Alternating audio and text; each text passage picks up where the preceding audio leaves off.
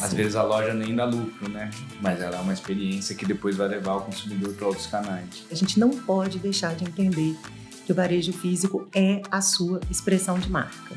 Então, quando os e-commerce seja não entrou e falou, nossa, que zona, não consigo encontrar nada que bagunce aí vem, se a sua experiência é ruim, você não volta. Realmente, nós não estamos aqui para ser amigos, a gente está aqui para trabalhar. Mas se a gente puder trabalhar com amigos, gente, é maravilhoso. Sejam muito bem-vindos a mais um Twist Your Business. Hoje estamos aqui no episódio de número 10. Eu sou Mauro Palacios, o host do seu podcast, e estou aqui com Luana Kemi.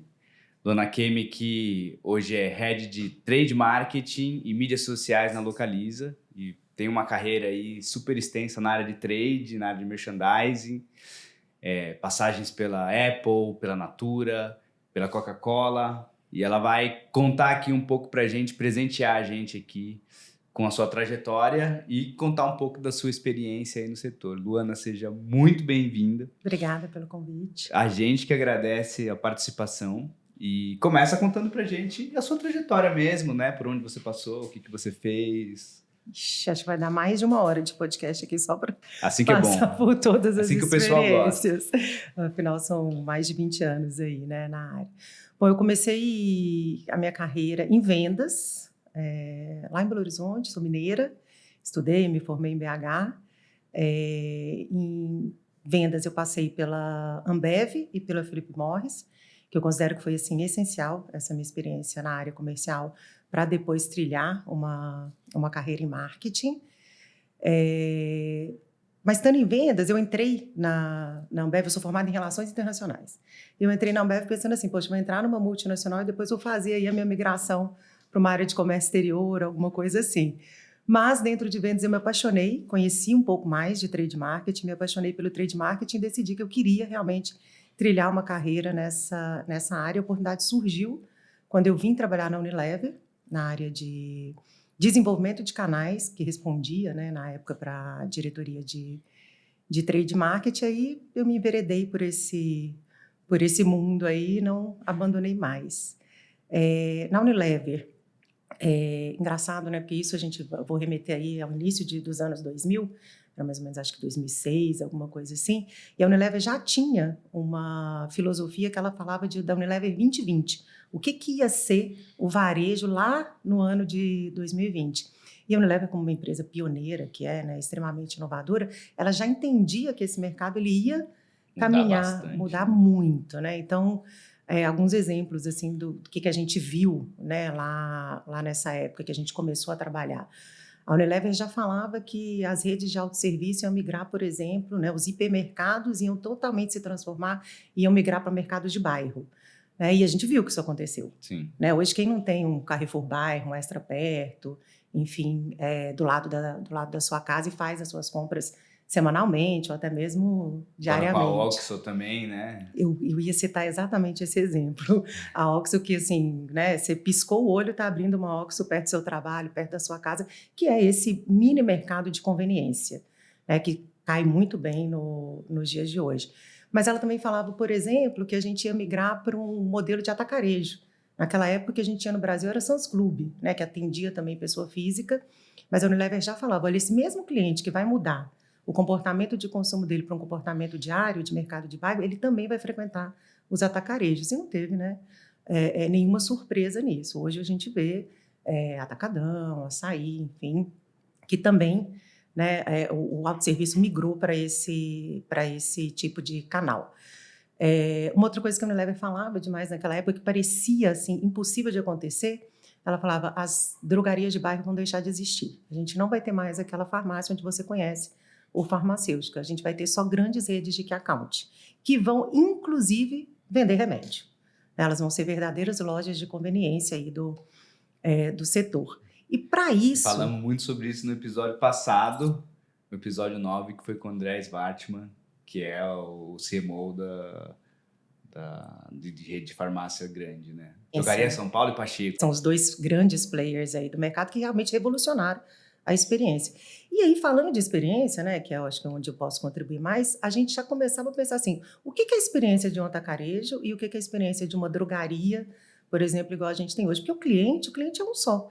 O Mauro, quando ele está indo, por exemplo, no atacarejo, buscando preço é um fator mais importante ali, um consumo, às vezes, mensal, né? Vai fazer uma compra grande, mas ele também, né, numa necessidade de urgência, numa compra de urgência, de reposição, ele vai no supermercado ali no mercadinho, né, no mini mercado da esquina da casa dele, na Ox, e faz ali uma compra de reposição, ou no momento de até prazer, né, que eu digo que hoje visitar uma farmácia é quase um prazer, no momento de prazer ele vai ali numa farmácia. E a gente tem que entender na experiência, olhando para o comportamento desse shopper, né? E aí até uma terminologia super interessante. Por que a gente usa shopper? Marqueteiro adora usar shopper. Sim. É termo em inglês, né? Mas nesse caso, eu também uso bastante, mas nesse caso é uma necessidade mesmo, porque a gente diferencia o shopper, que é, né, a pessoa ali no momento da compra dela para abastecer a casa dela, ou enfim, qualquer coisa do tipo, do comprador que compra para abastecer a rede, né, o PDV. Então, por isso que a gente faz essa diferença. Mas o shopper, vamos dizer, ele é um só que ele compra em momentos diferentes. Aí eu tenho que pensar, poxa, o que é o portfólio para o Mauro quando o Mauro vai, né, no atacarejo? Que tipo de merchandise eu preciso ter para ele? E como, né, até em termos de produto, às vezes você tem a mesma marca presente nos 3 canais, mas ela está com SKU diferente, ela está com uma promoção diferente. Ou, inclusive, né, no caso da Unilever, você vai até para marcas que são exclusivas de determinado canal. Então, quando a gente vai para a drogaria, por exemplo, você vai ver marcas da Unilever, de shampoo, por exemplo, que estão lá, que não estão presentes nos outros canais. Por quê? Porque eu entendo que ali a minha concorrência é diferente, o momento de compra do meu cliente é diferente, o que ele está buscando é completamente diferente. E aí que a gente começa realmente a entender que eu tenho que olhar o consumidor, mas eu tenho que olhar também o consumidor no momento da compra dele, né? Que é esse shopper. Aí falando, né, um pouquinho ainda da trajetória da Unilever, eu fiz uma transição, voltei para o segmento de bebidas, fui para a Skin Cariol, que na época estava vivendo um momento excelente. Ela tinha acabado de relançar a Skin, como a nova Skin. Nova Skin. Eu acho que foi um case aí, né? Quem não lembra, né? O Zeca Pagodinho. Marqueteiro, exatamente. Experimenta, acho que foi um... Zeca Pagodinho, marcou, acho que o elenco da Globo inteiro, né? Contratado. Então, ela fez o relançamento da Skin como a nova Skin, mas também a Skin Cariol naquela época estava fortalecendo o seu portfólio de cervejas. Então, foi a época que a Skin ela fez a aquisição da Baden-Baden, ela fez a aquisição da Eisenbahn e fez a aquisição da Devassa. Por quê? Porque o mercado de cerveja já estava migrando para essa coisa de cerveja especial, cerveja artesanal. A Ambev tinha já na época Boêmia, tinha Original, que eu vou me lembrar, né? Que Original a gente não podia vender se o cliente quisesse. Né? Às vezes o bar queria comprar Original, a gente falava não, porque ele era uma cerveja destinada para alguns canais específicos, justamente por ela ser uma cerveja mais premium e tudo mais.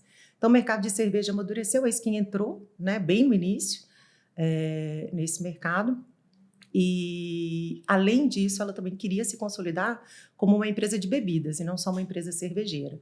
Então ela fez investimentos grandes na parte de refrigerantes, de suco, de água, e foi um momento realmente muito promissor assim, para a marca. Depois a Skin foi vendida para Kirin, para a japonesa Kirin, e hoje faz parte do grupo Heineken.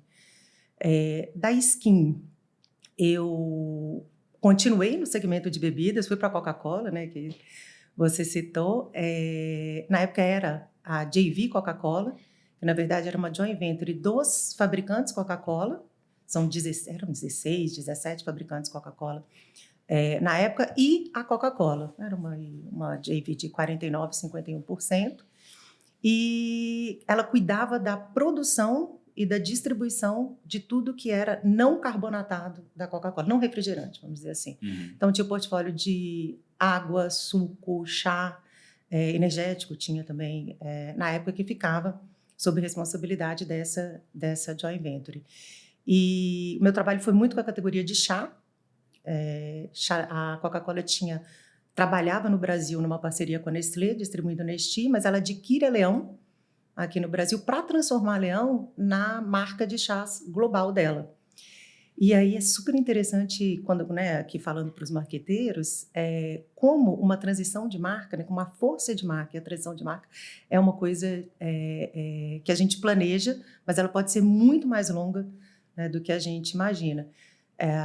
Até hoje, né, eu acompanho aí os movimentos da Leão. A Leão ainda não se tornou a marca de chá global da Coca-Cola, que é a Fuze. Existia lá um plano já, que é um plano de migração que a gente conhece bem, de marca, que era a Fuze. Ela começava a ser introduzida, depois ela se equiparava com a marca Leão, ela ganhava protagonismo até que a Leão deixaria de existir. Mas até hoje, né, a marca chama Leão, Fuze está ali, mas ainda não conseguimos fazer essa migração pela força que a marca Leão tinha no Brasil. E o principal desafio naquela época era desenvolver a categoria de chás no Brasil. Por quê? Chá é a segunda bebida mais consumida do mundo. Ela só perde para água. Olha só, não sabia. E é um consumo massivo, né, quando a gente fala de Europa, de Ásia, mas no Brasil não. E por quê? Você vai falar assim, por quê? Porque o Brasil é um país quente. Não, mas olha a quantidade de café, né, que a gente consome, independente se está no verão ou no inverno. Era realmente uma falta, era uma questão cultural. Então, tinha muito de trade aí para a gente chegar no nível de acontecer o que aconteceu aqui. Eu cheguei mais cedo um pouco, fui tomar um café, e aqui no café do prédio, excelente, por sinal. E aí a atendente perguntou, né? Chegou uma pessoa e ela perguntou, um chá? Antes de perguntar, né, de um café. Não sei se é porque o tempo está frio aqui em São Paulo hoje, mas eu falei assim, quem vê isso acontecer, não imagina o tanto de trade que tem ali. Sim, alguém já trabalhou muito. Né, para a gente poder realmente chegar nisso, oferecer. Porque você tem a questão de que você tem que ter o produto disponível, né? Você tem que ter uma equipe treinada, você tem que ter, até assim, quando a gente né, no comportamento do shopper, a gente não vê o tanto que faz diferença. Por exemplo, quando você abre um cardápio e tá ali uma foto super bem exposta, né? Tem ali um drink que é feito com chá, ele sai assim do usual. Agora, também não é só isso. Aí chegou o chá, e aí chegou numa xícara de café, enfim. Aí tem todo um trabalho ainda que a gente tem que fazer em termos de experiência, existe todo um treinamento que você tem que fazer, porque chá é sobre experiência. Então, você tem ali que considerar que você tem que ter a xícara. Você não bebe cerveja quando você vai beber uma Pilsen, é um copo diferente do que quando você vai beber uma cerveja de trigo, uma Pale Ale, enfim. O mercado foi se educando para isso. Com chá, mesma coisa com café especial, né? Você tem hoje, todo mundo entende um pouco a diferença, né, dos grãos de café e tudo. E com chá ainda, né, era um trabalho que começou lá atrás, que tenho certeza, né, que o pessoal ainda está fazendo, de poder educar. Você tem o momento da infusão, quanto tempo fica, a temperatura certa, a xícara certa. Passa do tempo, fica amargo. Exatamente. E aí a gente tem um blend que você pode fazer. Então, quando você vai, né, num café e toma uma xícara de chá, você não imagina o tanto que a gente tem ali, né, de consumo, de experiência de cliente que a gente estudou para realmente poder te oferecer o melhor. Eu falo muito, hein? Então você vai me interromper. Não, assim que é bom, não, assim que é bom. Eu falo demais. Bom, depois desse desafio da Leão, eu fui... Nossa, aí foi o canal, acho que mais diferente que eu trabalhei até hoje, que eu fui trabalhar no mercado de pet. E foi super... quando eu participei, né, do processo, estava ainda em conversas com a Mars, eu me perguntava o tempo inteiro, mas o que de trade a gente pode fazer para a categoria de alimentos? A gente chama de alimentos, a gente não chama de ração, para alimentos de pets. Não tem nada de trade que eu possa fazer ali. Como é que eu vou agregar, né, o meu conhecimento e realmente ajudar a desenvolver essa indústria? E muito pelo contrário, quando eu entrei, entendi que, na verdade, era uma indústria ainda onde o trade era pouquíssimo explorado e que a gente tinha assim, um mar de coisas que a gente poderia fazer. Primeiro, o canal especializado estava se desenvolvendo muito, né? Então a gente tinha já os pet shops de bairro, mas a gente não tinha grandes redes locais, regionais. Já tinha a Cobase, Pet Center Marginal, que hoje virou Pets, mas mesmo assim, quando a gente entrava dentro deles, ainda não tinha gerenciamento de categoria, ainda não tinham promoções de calendário, né, sazonal, devidamente produzidas. Ainda se explicava muito pouco sobre a diferença entre as N marcas existentes dentro de uma mesma marca, as variações que a gente tinha. Se trabalhava pouco fidelização, muito pouco a parte de incentivo para a rede, né, porque a última coisa é quando você chega, né, lá na ponta, mas antes disso você tem que trabalhar toda a cadeia de distribuição, você tem que trabalhar todo o treinamento da equipe que está ali, né, oferecendo o produto para o cliente. E, enfim, aí foi essa parte toda de desenvolver e explicar, porque talvez seja onde o trade mais faz diferença, porque você definitivamente não é o consumidor, né? Você, como shopper, muitas vezes você é o consumidor também. Você tem a opinião, ou pelo menos você tem a opinião ali do seu consumidor. Você está comprando um produto que você vai consumir, ou alguém muito próximo de você vai consumir. Então, você tem um certo conhecimento. Agora, quando a gente fala da alimentação animal, né? Porque você sabe se ele gostou, se ele não gostou, né? E tem, claro, né? Se a digestão foi boa, enfim, tudo. Então, a gente tem que trabalhar muito o entendimento deste cliente, do que ele está oferecendo. Ali é quase que como uma nutrição infantil. E quais são as marcas da Mars? A Mars, no segmento de pet, ela tem Pedigree, tem Whiskas, Royal Canin, que era a marca da qual eu era responsável, que aí são divididas em segmentos mainstream e segmentos premium e super premium.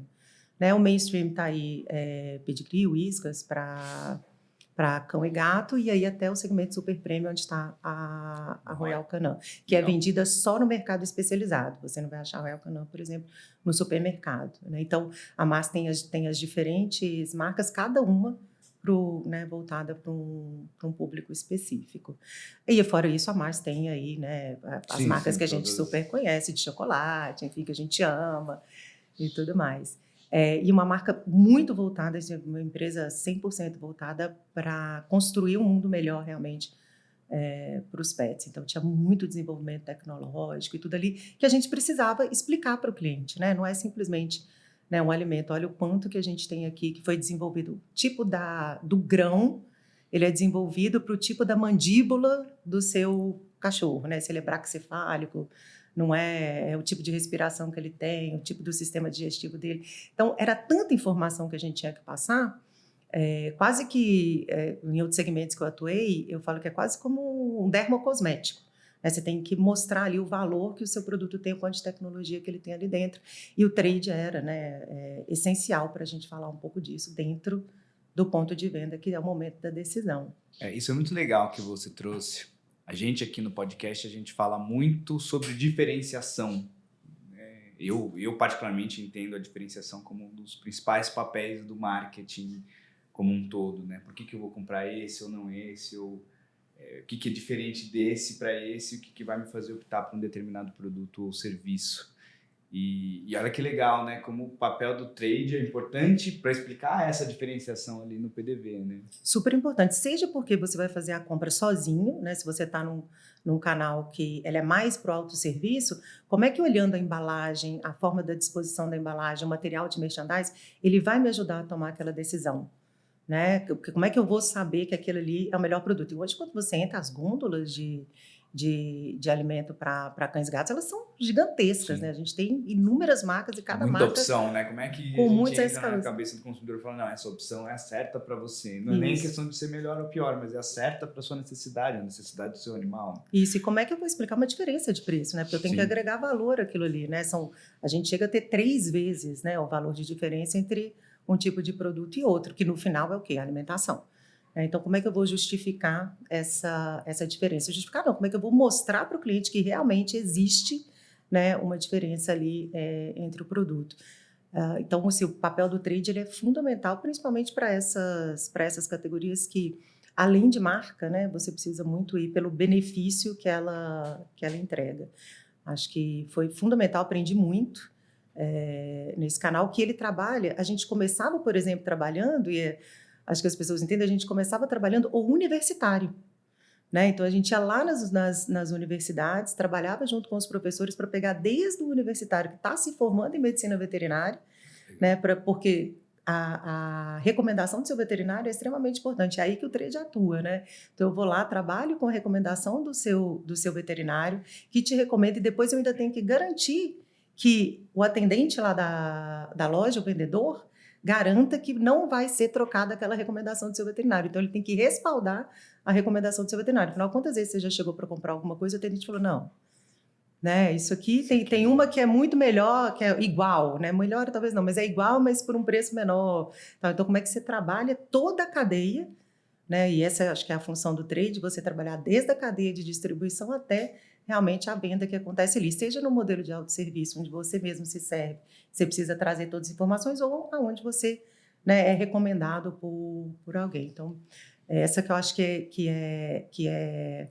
a beleza, assim, a gente pode investir muito em branding, a gente pode investir muito em marca, e isso te coloca no hall das marcas consideradas, que é super importante, né? Se você não tem marca forte, você não entra dentro do hall das marcas que aquele cliente vai considerar para comprar, mas efetivamente onde a guerra acontece, onde essa decisão pode ser mudada, dentro do ponto de venda. Eu entrei dentro do ponto de venda, tudo bem, né? Eu tenho 10 marcas, considero 3, mas dessas 3 aqui, o que eu vou avaliar?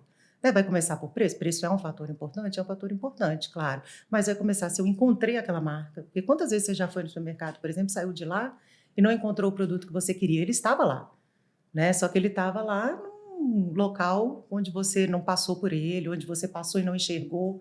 Então, o trade tem toda essa função de garantir que o produto esteja. Eu lembro, voltando aqui atrás, que eu falei da Unilever, né? Quando a gente começou o trabalho lá de gerenciamento por categoria, era difícil convencer o supermercadista que ketchup não ficava ao lado de molho de tomate. Porque a ocasião, o cliente está indo lá para quê? Pô, eu estou indo lá porque eu vou fazer um cachorro-quente em casa à noite, eu quero maionese, ketchup e mostarda, né? Eu não estou indo não estou indo buscar ali macarrão e molho de tomate. E a gente tinha que convencer o supermercadista, olha, vamos gerenciar as categorias, né? Realmente faz muito mais sentido. Vamos entender o que seu cliente está vindo fazer aqui para facilitar a experiência dele. Porque se ele tem uma experiência boa, ele vem mais vezes no seu mercado, né? Ele fala, nossa, esse mercado aqui eu gosto dele. Deixa eu tirar uma Sem dúvida claro. que eu fiquei curioso aqui, porque esse é um mercado que eu conheço pouco. Quando vem uma negociação dessa com o varejo de mudar mesmo o lugar da gôndola, isso é uma coisa que uma empresa vai sozinha ou vocês juntam empresas concorrentes para falar, vamos tentar mudar essa forma de configuração e a gente vai levar isso lá para o varejista? Como é que funciona uma negociação dessas? Né? Na verdade, existe uma metodologia toda de gerenciamento por categoria que, usualmente, quem faz, o capitão daquela categoria é quem lidera junto com a rede supermercadista. Começa pelos grandes key accounts, óbvio, porque depois o pequeno varejo ele se inspira, né? As pequenas redes supermercadistas se inspiram, né, nos grandes varejos. Então, por exemplo, se eu vou gerenciar a categoria de atomatados, que eu estou falando aqui, né? Estava falando de molho de tomate, que não é tudo a mesma coisa, era outra coisa que a gente tinha que explicar, né? Molho é diferente de polpa, que é diferente de extrato, porque o cliente muitas vezes levava o produto equivocado. E aí quem gerenciava a categoria era a Unilever, né? Porque a Unilever era a capitã da categoria. Se eu fosse gerenciar a categoria de refrigerantes, por exemplo, quem faz o gerenciamento da categoria de refrigerantes é a Coca-Cola. E aí você tem cada um liderando. Você tem o capitão, que legal isso. O capitão liderando. E, gente, vocês não imaginam quanto que tem de estudo, né? Quando você vai no supermercado, encontra no supermercado, que você fala assim, nossa, como eu encontro tudo aqui, como a minha compra é fluida, ela é agradável. Tem tanto estudo, tem tanta metodologia aí, vou te falar, né, voltando aqui, categoria de tomates lá atrás, né? Isso, é explicar para o cliente, para o supermercadista, que você não coloca tudo que é lata junto. Porque tudo que é lata junto dificulta a escolha do cliente, porque ele está procurando, né? Porque lata você vai ter extrato, molho e polpa. Então, não, eu coloco tudo que é polpa, tudo que é molho, tudo que é extrato, né? Porque o cliente possa fazer a comparação. Um outro exemplo, cara, categoria de shampoos, né? Você não coloca, né, tudo que é shampoo junto e depois coloca tudo que é condicionador e depois tudo que é creme de tratamento. Você coloca marcas, porque o cliente, né? Não vou ser machista aqui e falar que só mulher compra, né? Só mulher vai. Mas o cliente ele quer comprar o conjuntinho, né? Eu compro o shampoo, o condicionador, o creme de tratamento da mesma marca. Agora, imagina a minha experiência eu chegar. Comprei o shampoo, andei mais um pouco na gôndola, comprei o condicionador, andei mais um pouco, não tem o creme de tratamento, volta. Né? Agora eu vou comprar shampoo. Então, hoje você vai no mercado, você já vê, na farmácia, você já vê, poxa, eu encontro a marca, né?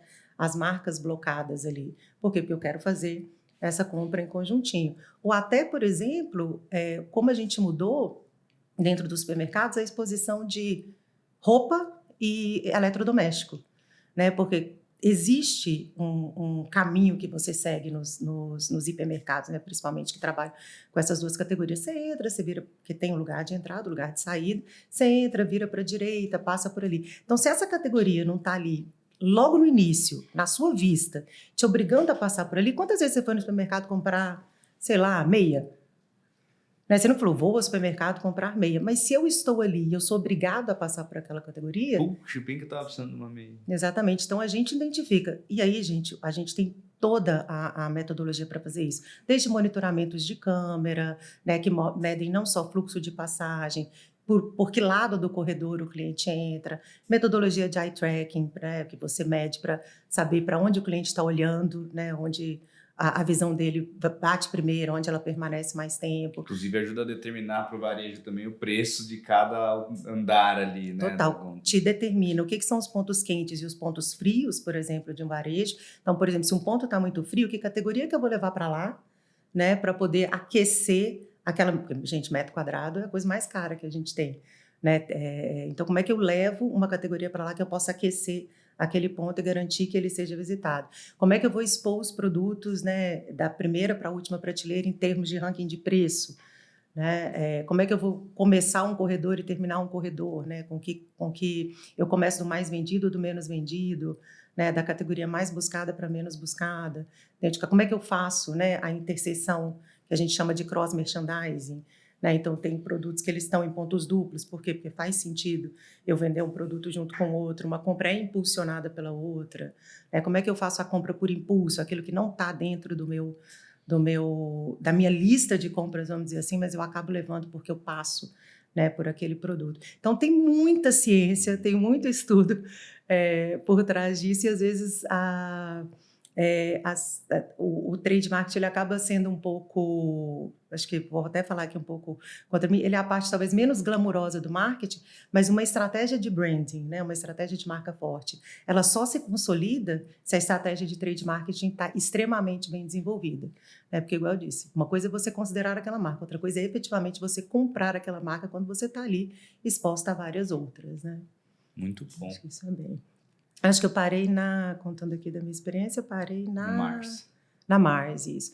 Da Mars, aí começa realmente essa parte de entender o ponto de venda como ponto de experiência quando eu vou para a Apple. A Apple, naquela época no Brasil, ela estava começando a se expandir para além das operadoras, né? O aparelho ele era só vendido dentro das operadoras de telefonia celular. E a Apple começou a expandir para dentro das lojas de departamento, vamos dizer assim. Já tinha Fast Shop, FENAC, começou com a FENAC, Fast Shop, e aí ela começa a expandir para Ponto Frio, Magazine Luiza, enfim. E aí vem a grande preocupação da Apple. Por quê? Como é que eu vou garantir? A quem aqui já teve, né, numa Apple Store? Apple Store é outra experiência, né? Como é que eu vou garantir a experiência de uma Apple Store para dentro de um varejo multimarcas, vamos dizer assim?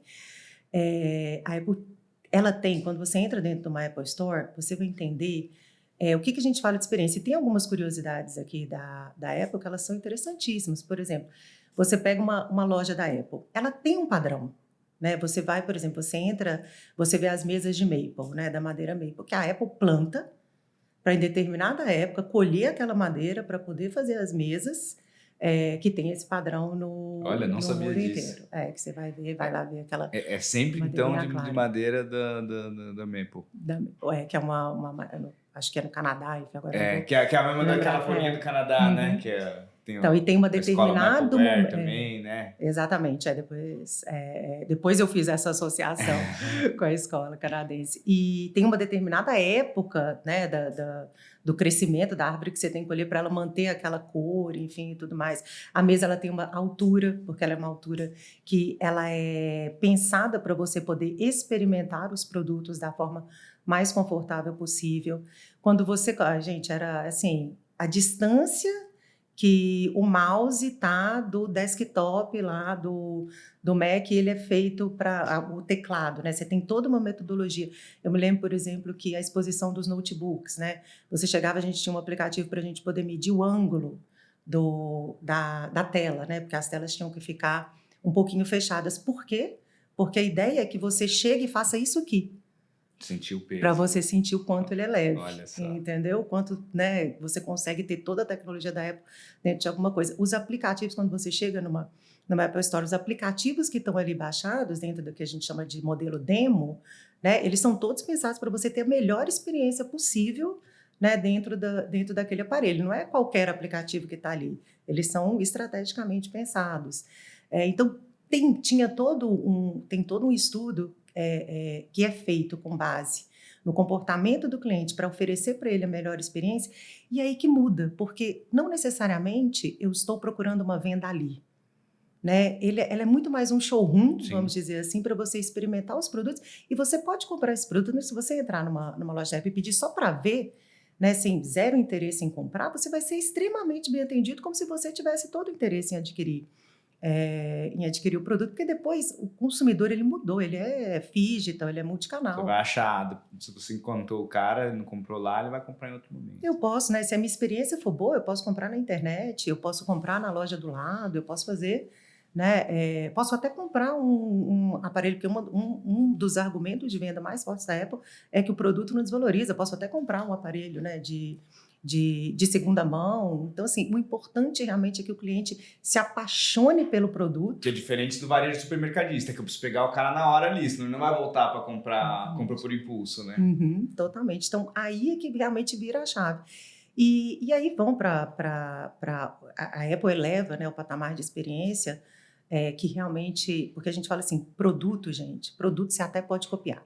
Tecnologia você até pode copiar. Agora, experiência de marca, você não copia quando realmente você leva ela a outro patamar. Né? Ninguém conseguiu fazer isso com a Apple. Tentaram, né? Ninguém consegue, mas é porque ela eleva num patamar tão alto que as pessoas tentam copiar, mas elas não conseguem chegar. Quando chegou, já está um passo na frente. E aí é tudo, né? Arquitetura. Né? Quando você chega, por exemplo, numa loja da Apple, ela tem um padrão, mas ela não interfere na arquitetura daquele local. Então, você vai, por exemplo, vou na loja da Apple lá em Nova York. Ela foi pensada para estar naquele lugar. O escritório de arquitetura que desenhou, né, a ideia é que ela seja um ponto mesmo de encontro daquela vizinhança. Então, você vai em algumas lojas da Apple, por exemplo, ela já tem locais. Vira ponto turístico, né? Exato. Ela é um ponto turístico, ela não interfere na arquitetura, ela não tem essa ambição de mudar, né, a arquitetura daquele local, ela tem a intenção de se encaixar, né, e pertencer àquela vizinhança. E algumas promovem, por exemplo, palestras, shows, encontros, né? Você já tem essa área dentro da loja realmente para receber as pessoas daquela redondeza ali.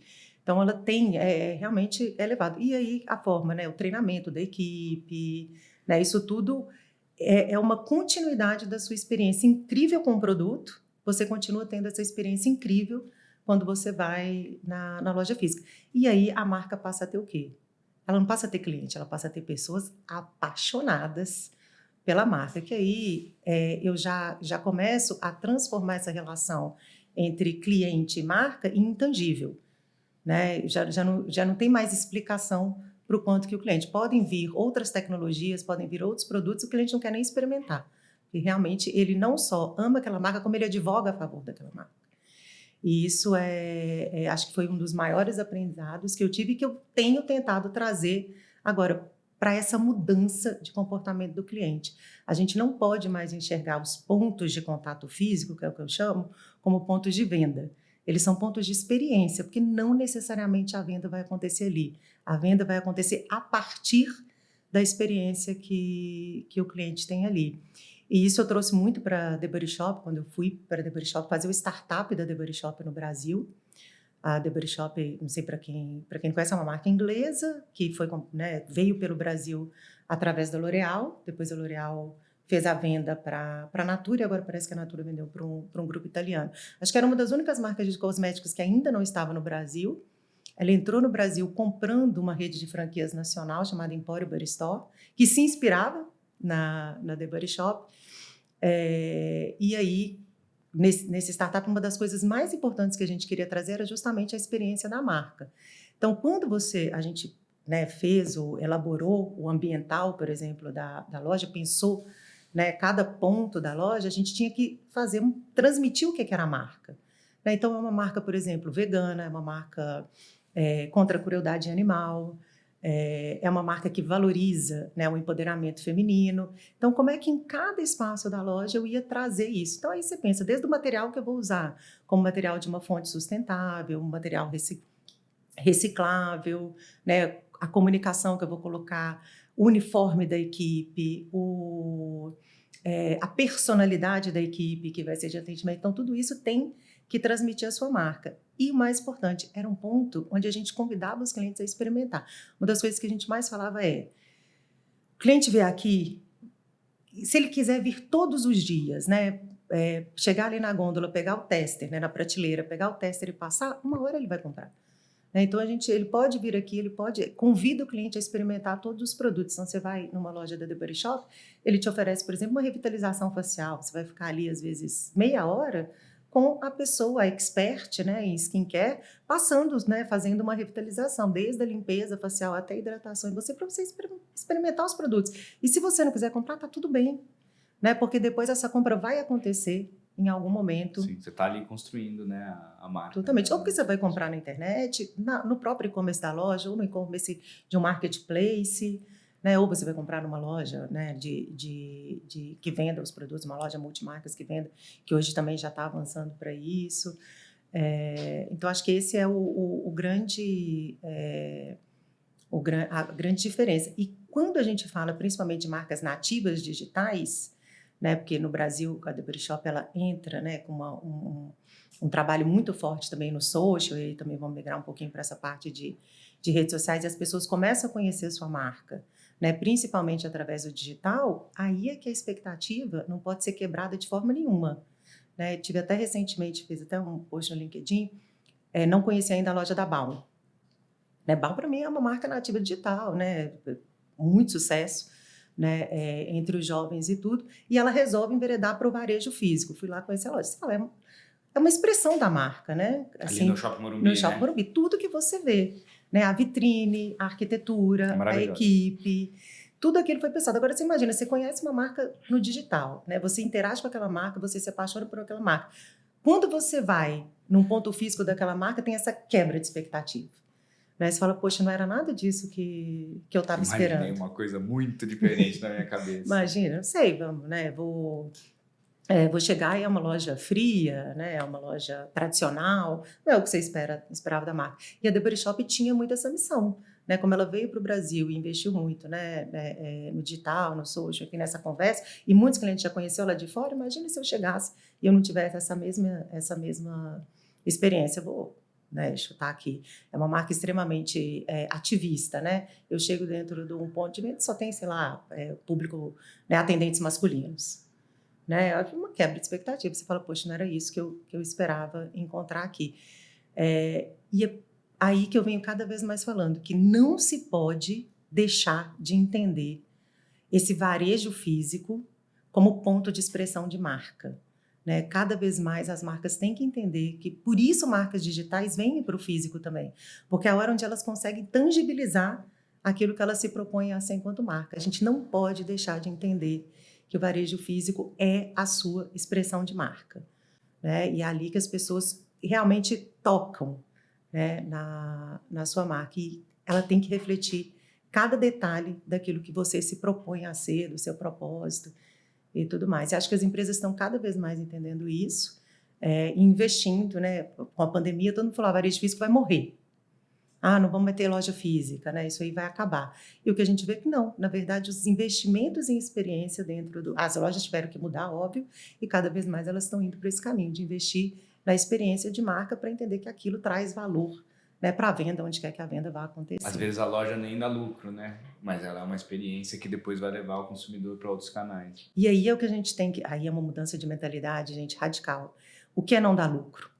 Né? Como é que você mede o lucro que aquele ponto físico traz para você? Né? E aí eu me lembro, tem um case interessantíssimo, que era a loja aqui da Vila Olímpia, do Shopping Vila Olímpia, não sei se ela existe ainda, do Ponto Frio, que é uma loja, por exemplo, você passa a remunerar a equipe, né? E aí é óbvio, você tem que ter todo um monitoramento, tudo, você passa a remunerar a sua equipe de atendentes pelo tempo que o cliente permanece na loja e pelo número de experiências que ele tem. Então, ele experimentou um item na categoria de eletrodoméstico, ele experimentou um item ali na categoria de TV, de videogame, enfim, e aí você vai agregando valor para aquela sua equipe, para aquele seu vendedor, e ele é remunerado por isso, não necessariamente pela venda efetivamente que ele faz ali.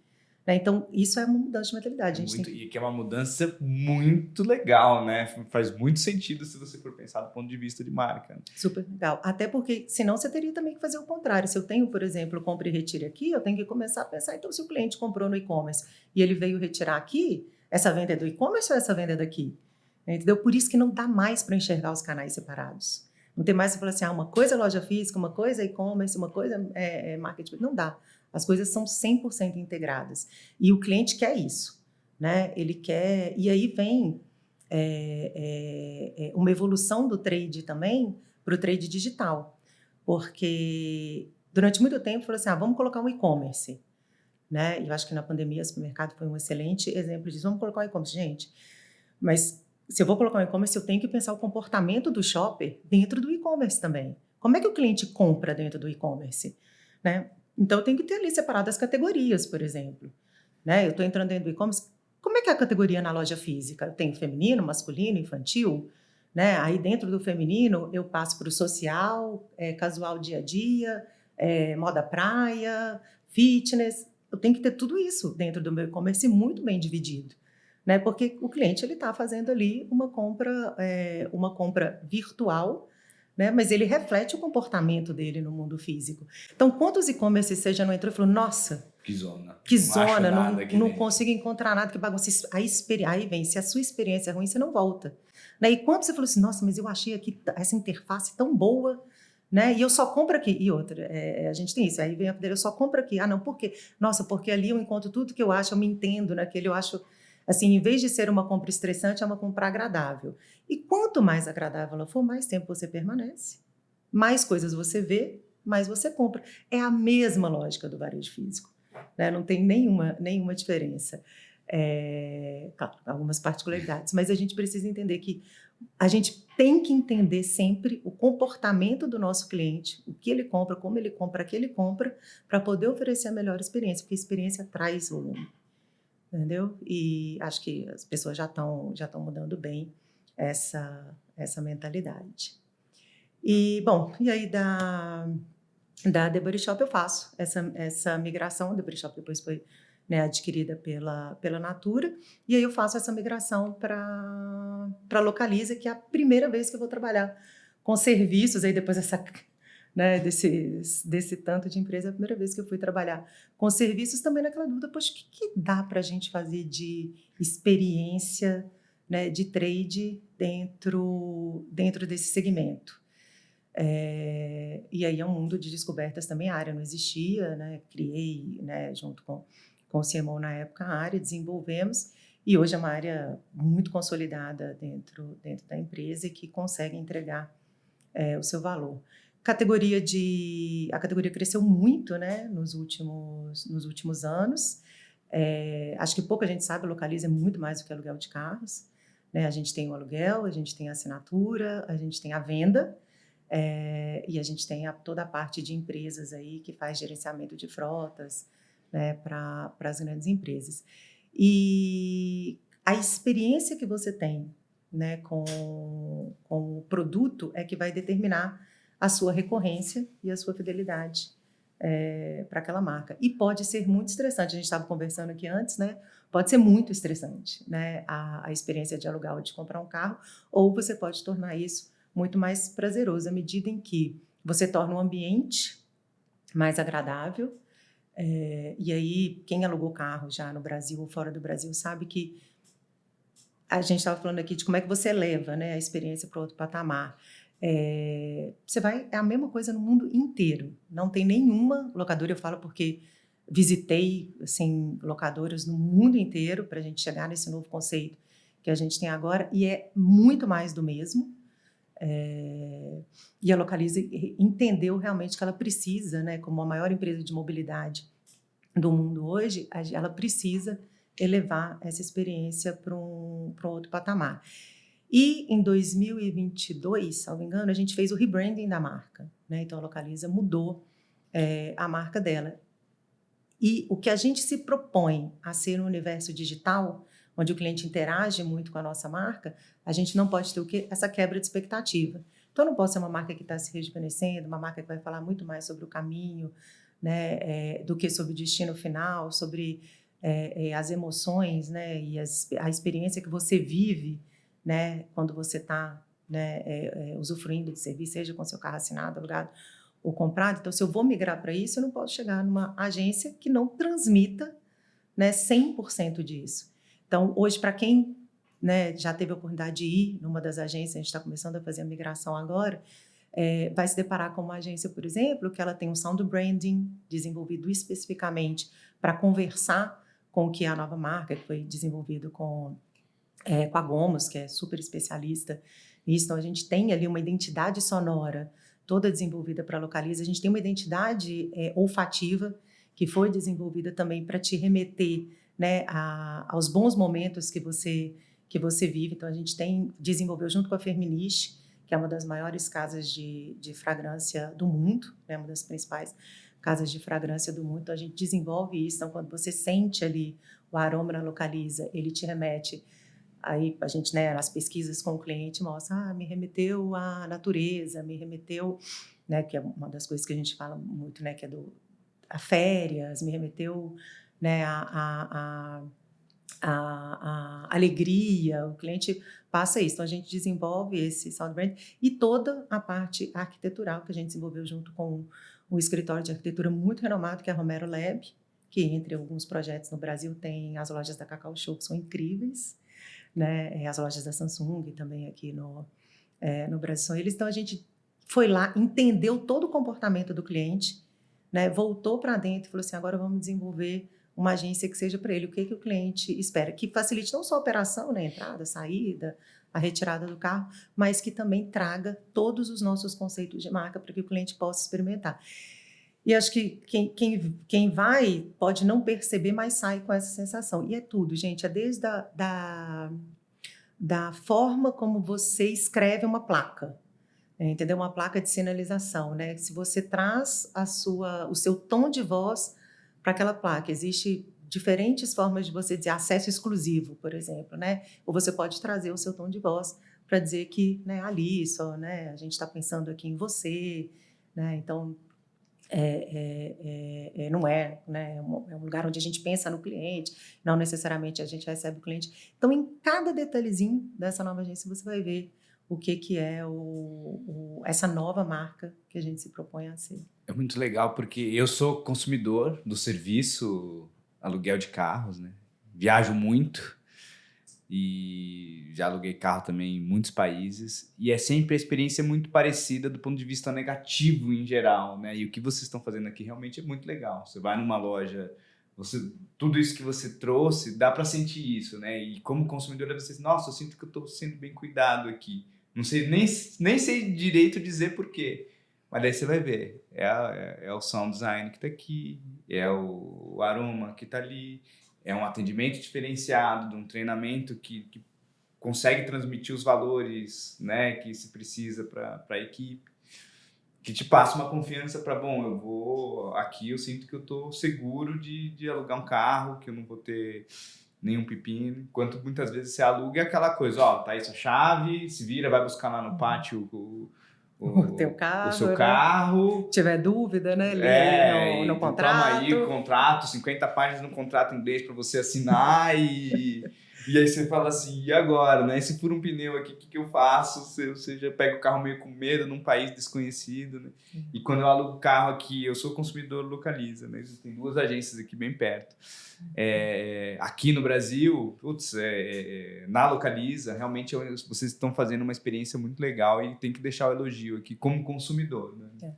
A Localiza, né, eu falei, a maior empresa de mobilidade do mundo, né, com diversos negócios, mas a gente, né, acho que fruto, né, de tudo isso que a gente tem, todo esse investimento que a gente tem feito na experiência do cliente, na marca, tem, né, acho que gerado bons frutos, bons resultados aí. A gente estava falando também um pouquinho antes, né, 4 anos atrás, quando eu cheguei, acho que a Localiza almejava estar entre as 50 marcas, fomos 26ª, e hoje já somos a 8ª marca mais valiosa do Brasil, 8 anos, 8 ou 9, agora já não me lembro, prêmio Reclame Aqui, né, de qualidade de atendimento para os nossos diversos serviços que a gente oferece. Mas é isso, a gente quer ser uma marca em que você não diga assim, eu gosto da Localiza por causa disso. Né? Eu gosto da Localiza porque a frota dela é uma frota nova, eu gosto da Localiza porque o atendimento é um conjunto. Né? A marca, ela realmente tem que ser... Por que eu gosto da Localiza? Porque ela é diferenciada. Né? Porque nenhuma outra marca consegue chegar perto e imitar. Foi o que a gente falou da Apple. Né? Aliás, a Apple é uma grande inspiração. Nenhuma outra marca consegue chegar, pode tentar copiar, mas não vai chegar ao nosso nível, e por isso você tem que ser diferenciado não em um ponto, mas você tem que ser diferenciado em todos os pontos de contato que você tem com aquela marca, porque uma coisa, alguém é até capaz de copiar. Vamos falar de Apple, na tecnologia, talvez, posso até ser capaz, posso fazer uma câmera melhor, posso fazer, né, um aparelho mais leve, isso eu até posso fazer, mas eu não posso, né, copiar a experiência que ela oferece. É isso que realmente diferencia as marcas, né? Agora, falando de carreira aqui, até para quem está começando a carreira, está assistindo aqui a gente, olha que legal, né? Como essas experiências em diferentes setores, né? Hoje ajudam a Luana ali no desafio dela, né? Porque ela pegou ali da Apple alguma coisa, pegou ali do varejo físico outra coisa e está agregando isso no serviço de uma forma muito interessante. Então, acho que se você está começando a carreira, tem experiências variadas, né? Isso vai te ajudar lá na frente a conseguir juntar um pouco de cada coisa e ser um profissional mais completo, né? E puxando aqui para o nosso tema central de hoje, que é justamente essa coisa do varejo físico, digital, o phygital, né? Você já deu uma palhinha aqui para a gente, né? Da importância disso.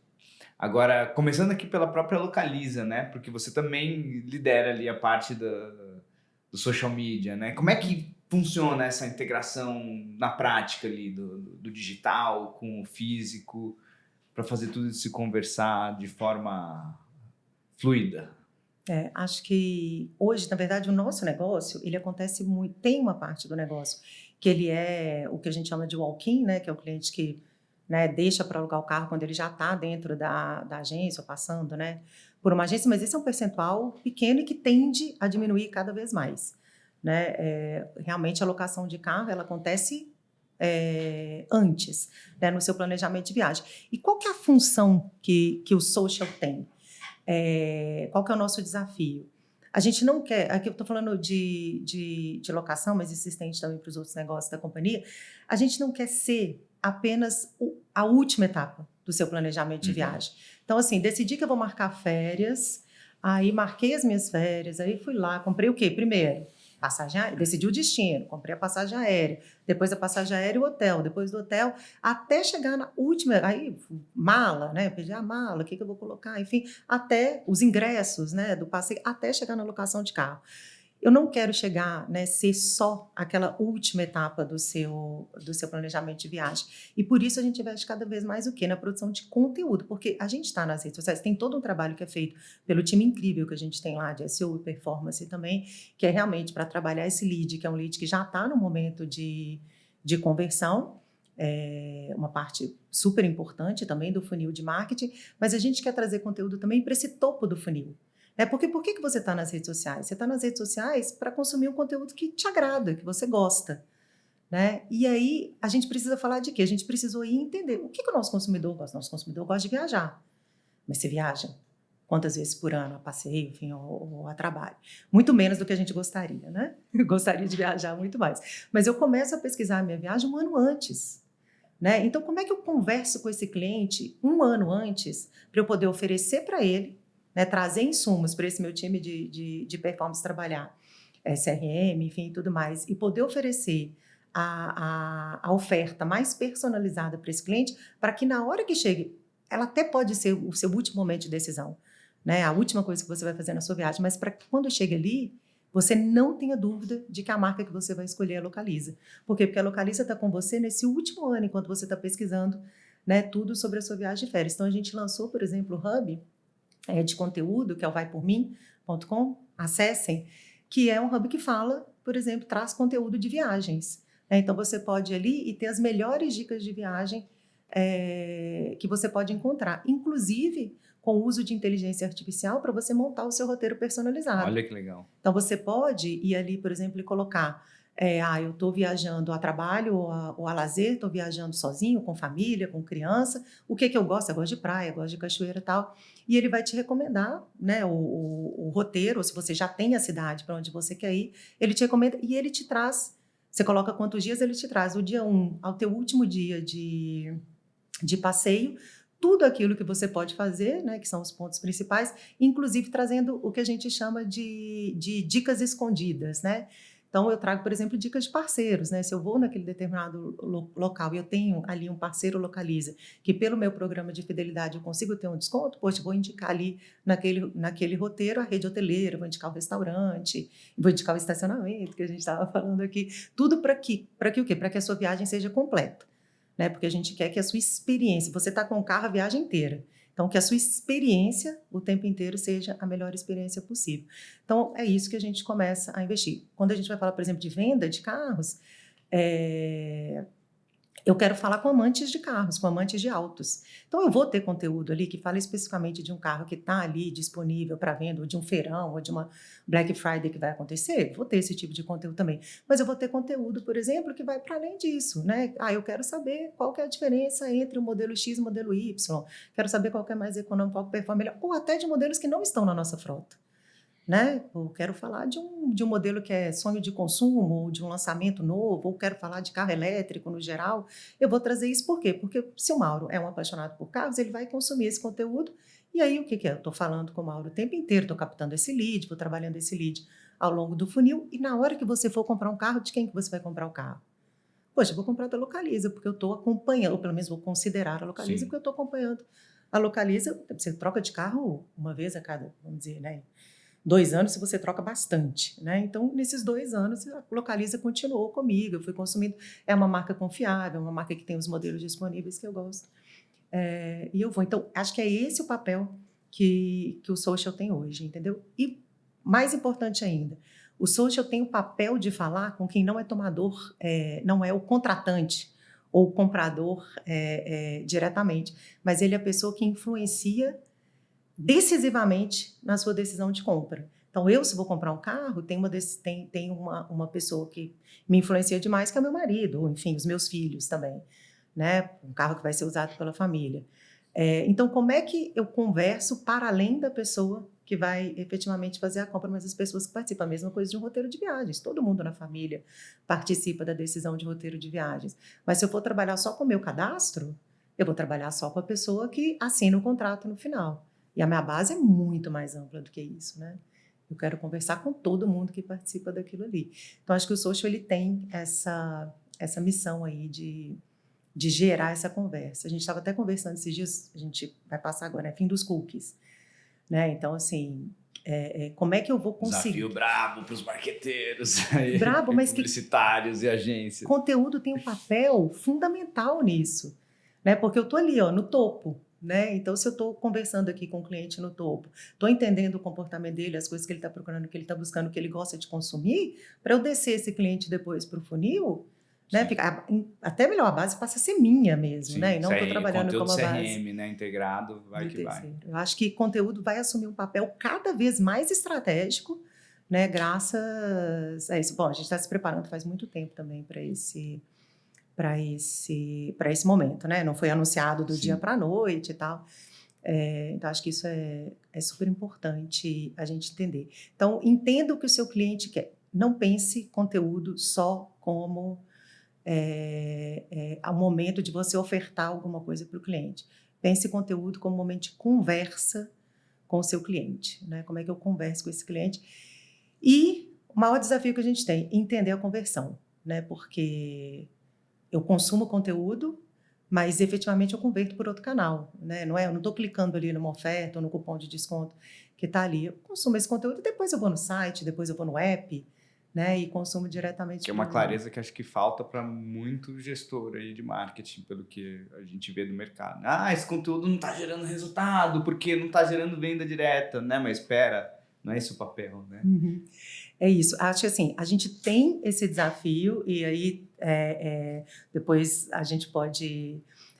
quem tiver já evoluído mais nesse segmento, adoraria trocar uma ideia, A gente tem o desafio de metrificar, sim, acho que é um desafio grande, até para a gente, né, dentro das empresas, conseguir mais recurso, mais investimento para conteúdo. É algo que a gente tem trabalhado bastante para entender como é que a gente vai melhorar essa métrica de conversão de conteúdo, mas realmente a gente tem que abrir a cabeça e pensar para além disso, né? A conversão não necessariamente acontece via redes sociais, né? A conversão acontece até no caso da Localiza, onde o percentual é um pouco menor, mas ela acontece até no walk-in. Sim. Né? É o branding, né? No fim, você está fazendo branding. Total. Então, é isso que acho que tem esse estresse. A gente falou do desafio, tem esse estresse, às vezes, com outras áreas da companhia, que é entender, para além disso. Quantas vezes a gente vai ouvir, né, gente, que investimento em brand, mas não reverte em vendas, né? Acho que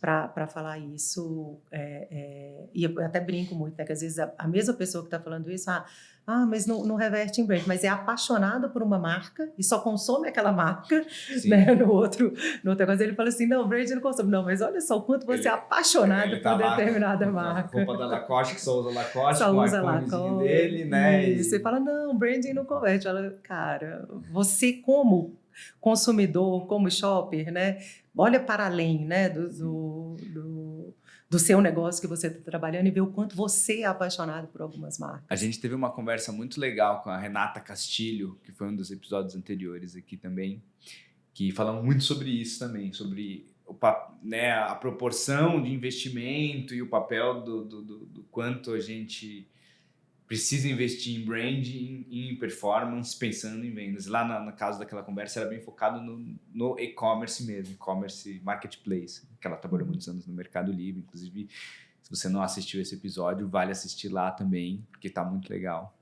E você vê que em diversos setores, isso é uma constante, né? No sentido de que não adianta olhar só para branding, não adianta olhar só para performance e vendas. Você precisa ter os dois para conseguir fazer o trabalho mais eficiente, no fim das contas. Uma coisa impulsiona a outra. E lá na nossa equipe é tão bem integrado isso. Acho que as duas áreas têm um entendimento super alinhado de que o funil de marketing ele não acontece, né, se você não tiver um investimento equilibrado em outras coisas. Porque, afinal de contas, é um funil. Se não entrar, não vai sair. Né? Entrou menos, vai sair menos. Então, eu tenho que fazer esse investimento em branding, que é realmente para conversar ali no topo, para poder pegar as pessoas que são realmente, né, interessadas e poder ir caminhando nessa conversão via performance, e depois continuar trabalhando via CRM, fidelização, né, que acho que é um ponto super importante também, né, para a gente aumentar aqui a recorrência. Então, ali a gente já passou, acho que, desse nível de estresse e já entrou no equilíbrio, que o próprio time de performance é um time que diz, gente, olha, o meu trabalho aqui, a performance, ela só vai encarecer se a gente realmente não investir, né, no topo, porque eu chego num limite aqui, Sim. onde eu vou, né, com o meu investimento não vai compensar o meu retorno. Então, acho que a gente está super alinhado e é um dos motivos, não tenho dúvida, do sucesso que a gente tem tido de crescimento aí. Pessoal, se vocês estão curtindo essa aula que a Luana está dando aqui pra gente, não deixe de deixar o seu like, compartilhe aí o vídeo e siga o canal para que possa chegar para mais gente aí essa mensagem. Eu queria aproveitar aqui para fazer você falou do planejamento da viagem, né? Que vocês fazem parte do planejamento da viagem. Eu lembrei de um case nosso aqui, que a gente estava aqui conversando antes. A gente atende a Estapar aqui na agência Twist e tinha um desafio muito parecido, né? Porque a Estapar, eles têm um serviço que é de reserva de vagas. E quando você vai viajar com o seu carro, vai deixar o seu carro no aeroporto, né, para depois na viagem alugar um outro carro com a Localiza, muitas vezes a pessoa fala, não vou deixar o carro no aeroporto porque é muito caro. Só que se você reservar pelo aplicativo antecipadamente, é muito barato. Assim, vale muito mais a pena do que às vezes você pegar o transporte de aplicativo. Se você for lá reservar, quanto mais antecedência, melhor. Falar, vou reservar uma vaga em Guarulhos, em Congonhas. Chega lá, você tem sua vaguinha reservadinha, vai com seu carro, que cabe todas as suas malas, no seu conforto, deixa lá e faz com que isso faça parte do planejamento da viagem. E aí é muito interessante, porque é essa linha que a gente estava falando, uma construção que começa no digital, a gente contando, olha, você sabia que se você reservar com antecedência, você vai pagar muito mais barato, vai ter muito mais conforto, vai ter praticidade, vai poder levar suas malas, etc. Para quando o cara chega lá no físico, ele não precisa necessariamente fazer o aluguel no balcão, que vai sair muito mais caro. Só que também, se o cara for lá, ele vai ter toda a experiência do balcão. Então, como realmente está tudo muito integrado, né? Essa linha de consumo, né? Seja de produtos, mas principalmente quando a gente está falando aí de serviços, né? Então, muito bacana. A gente falou, inclusive, né, que foi uma parte que eu já liderei na Localiza, que é a parte de parcerias. Para você estar presente, né, durante toda a jornada de consumo do seu cliente, vou nem só falar de jornada de viagem, jornada de consumo do seu cliente, você tem que estar associado aos parceiros que fazem parte daquela jornada de consumo também. E o exemplo do estacionamento da Estapar com a Localiza é né? Então, assim, primeiro, né? Se o cliente está buscando o estacionamento, ele vai achar a Localiza. Se ele está buscando a Localiza, ele vai achar o estacionamento, inclusive, né? Vocês podem, né, depois procurar mais, saber sobre essa parceria. E eu garanto que a jornada do cliente inteira seja uma jornada, né, com uma experiência melhor. A gente falou disso, poxa, se eu tenho uma parceria entre Localiza e Estapar, poxa, né, como é que a minha jornada de aluguel de carro pode ser melhor? A gente falou que eu estou alugando o carro e para mim, eu estou vindo a São Paulo a passeio e vou ter que parar o carro numa vaga e usar o Faixa Azul, vou baixar um aplicativo do Faixa Azul. Nossa, já começou o estresse aí, né? A gente sabe que, né, tem que baixar o aplicativo para usar uma vez, poxa, que chato. Mas se você fez a sua reserva de estacionamento pela Estapar, você já tem um aplicativo da Estapar, você já pode comprar o Faixa Azul com o carro que você está usando da Localiza. Tipo assim, então a experiência do cliente com a alocação de carro aqui no nosso caso, ela vai ser tão melhor, sim, né, que isso faz com que ela se remeta, poxa, eu aluguei um carro na Localiza, a experiência foi ótima. O que na experiência foi ótima? Tudo. Né? A retirada foi boa, o estacionamento.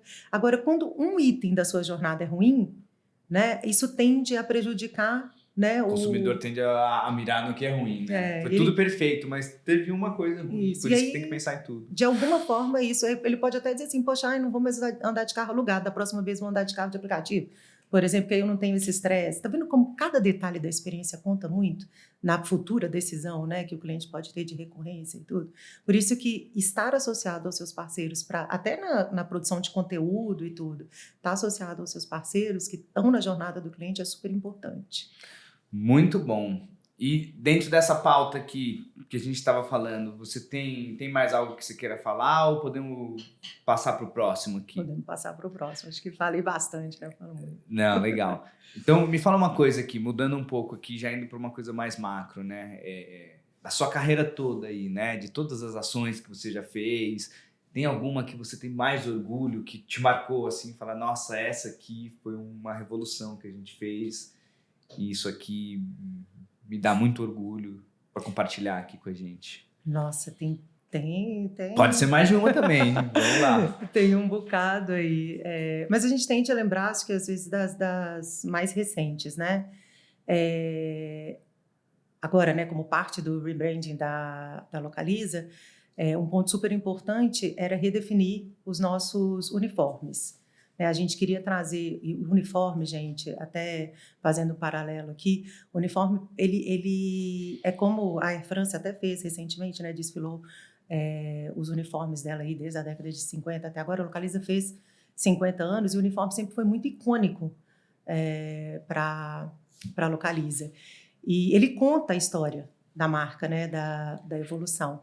E para a gente propor uma transformação, né, uma transformação um pouco mais radical desses uniformes, para ele poder conversar mais com essa nova marca que a gente se propõe, né, que a gente está se propondo a ser, era realmente algo, né, muito, muito desafiador e muito importante.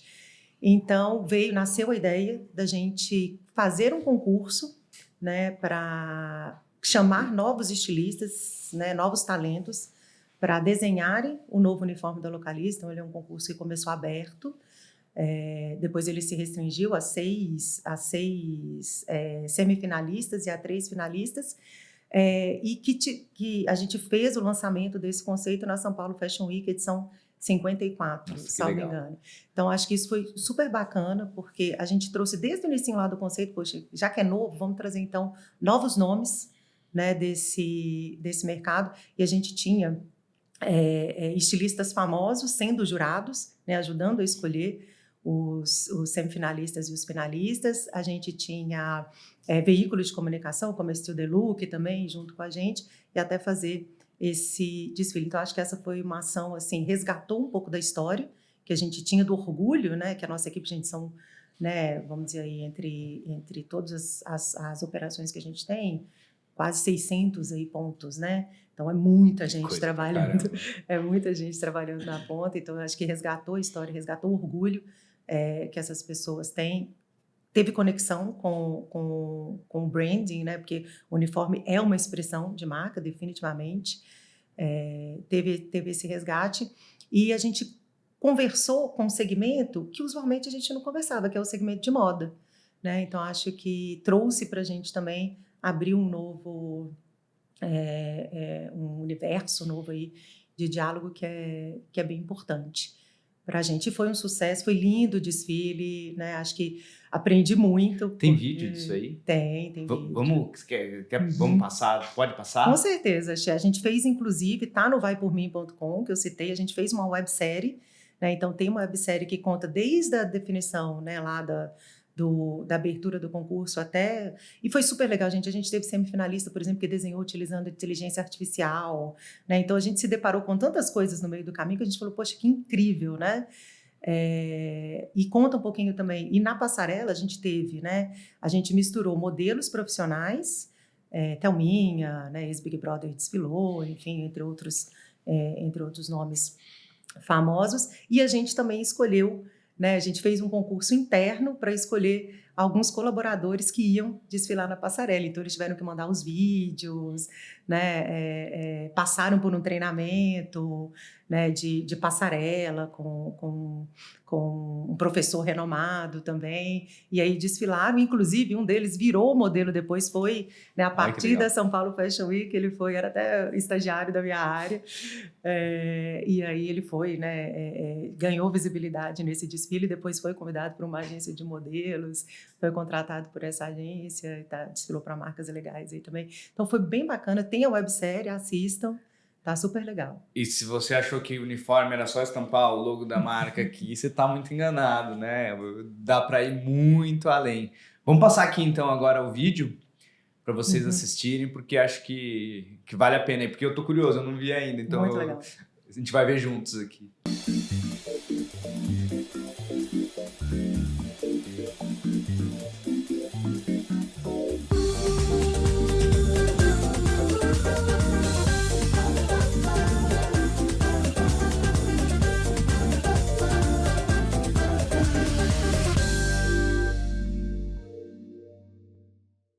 E aí, curtiram? Se curtiu, deixa depois um comentário aí embaixo no vídeo, porque a gente gosta de dar visibilidade para coisas legais aqui que estão sendo feitas. Agora me fala uma coisa, e um perrengue? A gente falou de uma ação super bacana aí.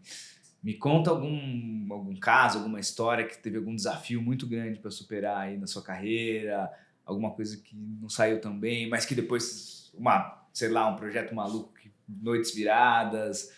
O pessoal gosta das histórias desafiadoras também. Nossa, vamos lá. Inclusive, o meu time fala, as pessoas que trabalham comigo, né? Falam assim, que eu sou muito calma, né?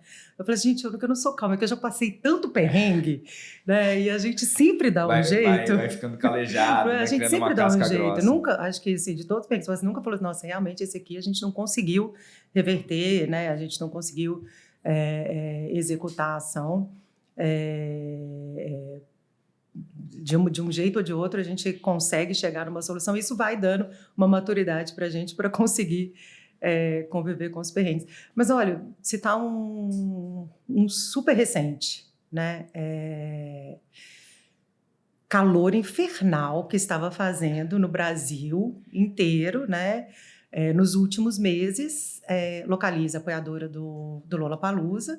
A gente tinha um stand no Lola, que foi a ideia quando a gente pensou, poxa, vamos trazer um benefício para o cliente, né? O cara tá lá o dia inteiro, chega, né, meio-dia, vai ficar até o final do dia, o calor está insuportável, o que a gente pode fazer para facilitar a vida desse cliente que vai lá, né, dessa pessoa que comprou o ingresso e vai passar o dia lá, poxa, vamos fazer um stand que ele tem uns aspersores.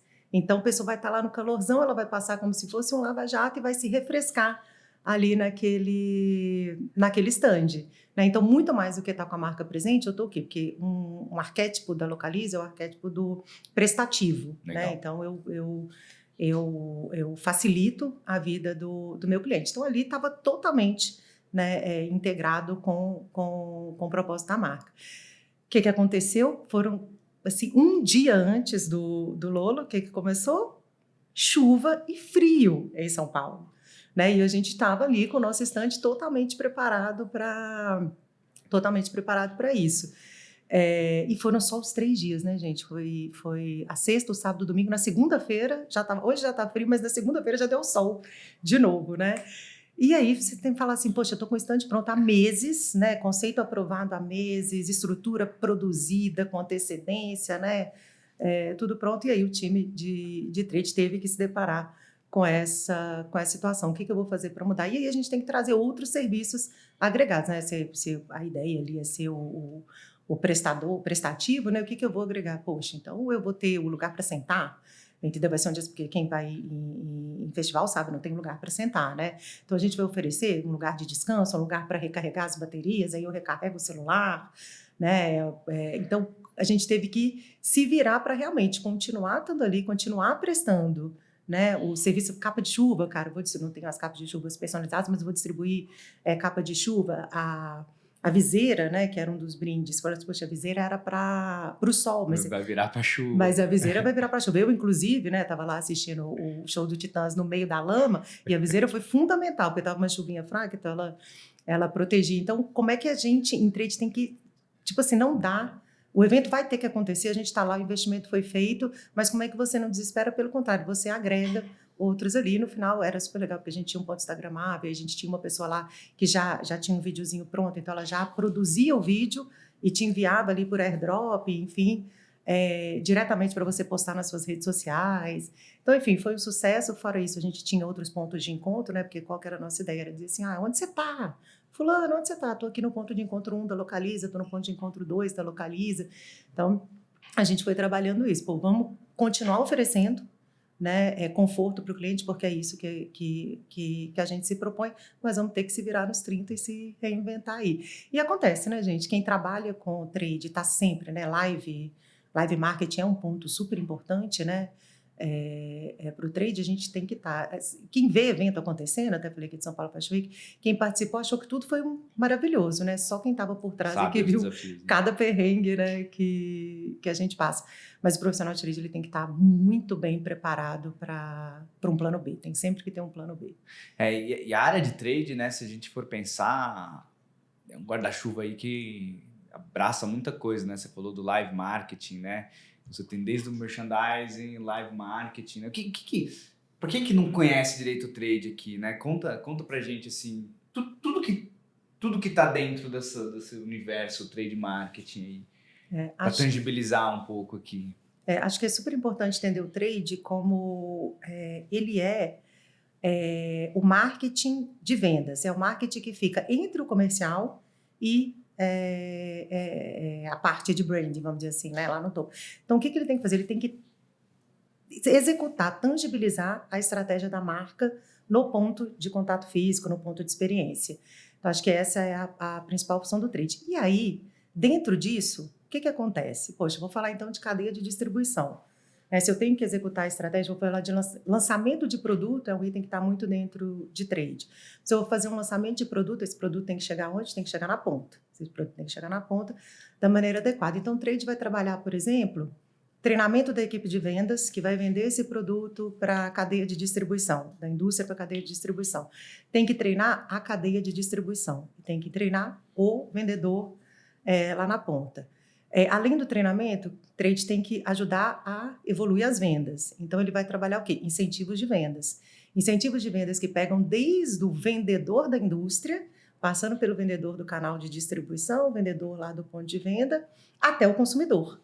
Né? Porque não adianta eu estimular a ponta de cá sem estimular a ponta de lá ou vice-versa.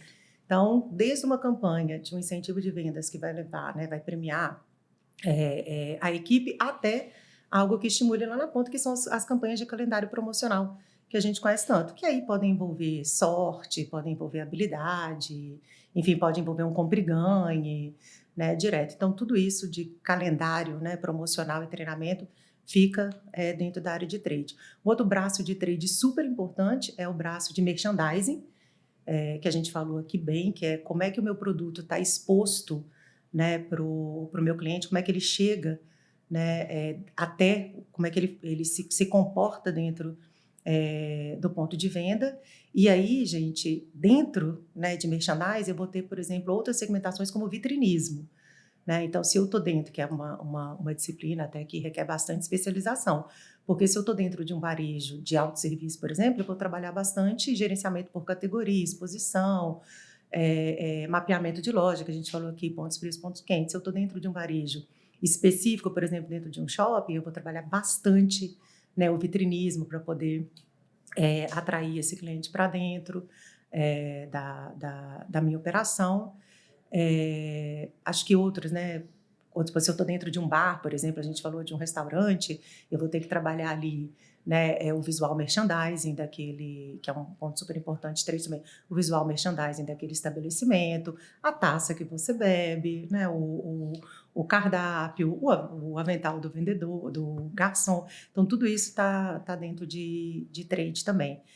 Um outro braço importante é o que a gente chama agora de live marketing, que eu estou amando, que a gente voltou da pandemia com live marketing assim bombando. As pessoas querem, porque durante um tempo, sendo muito sincero aqui, evento foi muito uma coisa assim, o que eu vou fazer? Eu vou fazer um evento para receber o quê?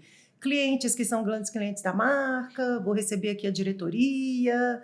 Mas a gente fazia os estandes pensando nisso. Hoje as marcas fazem stand pensando em como o cliente vai viver aquela marca. Então, a gente tem cada ativação legal, cada brinde bacana. Acho que, assim, todos os eventos, né, desde os festivais, que acho que voltaram, né, as ativações dos festivais estão cada vez muito mais bem pensadas, até eventos mesmo de segmentos, né, como o Comic Con, enfim, é uma delícia aí.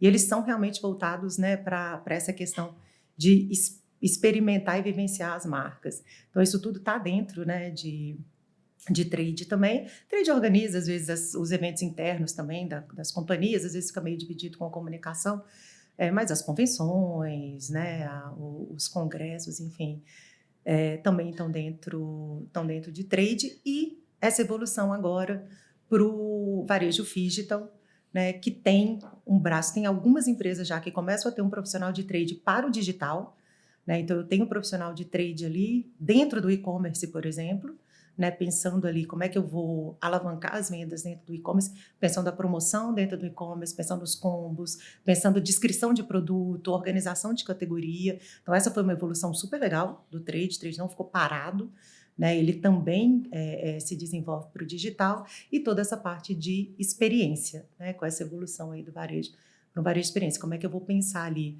design ambiental, arquitetura, né? Então, toda essa parte também está dentro de trade. É coisa pra caramba, né? É uma delícia. Muito legal. Você sabe que você estava falando do perrengue ali no Lola, né? A gente tá cobrindo o Lollapalooza aqui também para alguns clientes nossos. Também as ativações, etc. E a gente passou aqui esse perrengão também, né? Inclusive o Pedro, que é quem está comandando aqui o audiovisual hoje, filmou na lama, embaixo de chuva, tendo que proteger câmera caríssima para não tomar chuva. Né? Uns 3 dias na chuva, tudo enroladinho. Eu espero que vocês tenham dado uma passada lá no stand. Acho que a gente pode mostrar aqui um pouquinho também de como foi, que foi bem legal. Não, bacana. Uhum. Vamos agora mudar um pouco aqui o foco da conversa, vamos falar sobre liderança. Uhum. Você, como na liderança de marketing, aí já deve ter liderado muitos e muitos profissionais. O que você, como liderança, espera de um bom profissional de marketing? Que tipo de skills você acha que o bom profissional de marketing tem que ter? Quando você vai trazer alguém para o seu time, o que você considera? Dá uma dica aí para o pessoal que está começando na área, ou mesmo que já está há bastante tempo na área, mas que quer dar um salto aí na carreira. Uhum. Acho que assim, né, gente? A gente chover no molhado e fala assim, o profissional de marketing ele tem que ser criativo, né? O profissional de marketing ele tem que ser dinâmico, ele tem que ser inovador. Acho que não só o profissional de marketing, né, mas em qualquer função que você vai exercer, acho que isso sempre é fundamental.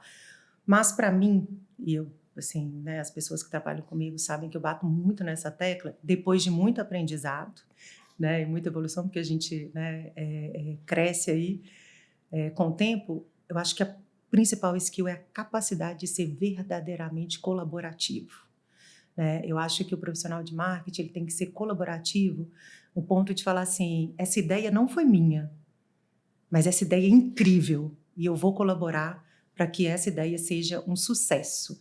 Então, quando eu digo ser colaborativo, é deixar um pouco o ego de lado, né? E trabalhar, né, em parceria com as outras pessoas para realmente, né, fazer daquilo sucesso, não ser aquela pessoa que fala, tá vendo, falei que não ia dar certo, já que a ideia não foi minha, vou torcer contra. E, gente, parece uma coisa óbvia, mas não é tão fácil você achar esse skill, essa habilidade, né? Ela é algo que às vezes a gente tem até que desenvolver, eu tive que desenvolver, né, ao longo do tempo, isso veio só com maturidade mesmo na carreira. E em marketing, especificamente, a gente passou um pouquinho por isso aqui, que eu falei, como eu acho que o time da Localiza é super integrado, já entende. Não existe nenhuma área do marketing que consegue sobreviver sozinha. Não existe, né, meio sem topo, não existe fundo sem meio, não existe topo que não precise gerar fundo. Entendeu? Então, todas as disciplinas de marketing, que hoje são muitas, vamos falar, a maioria das empresas aí vai ter, né, o marketing digital, com SEO, performance, CRM, né, mídias sociais, vai ter trade, vai ter brand, vai ter publicidade. Não existe nenhuma estratégia de branding que não funcione se não passar por todo o funil, e não existe nenhuma ação de trade, assim, vamos fazer uma ação de live experience lá no Lola, que não passe, né, por comunicar em todos os outros canais. Então, realmente tem que trabalhar em colaboração.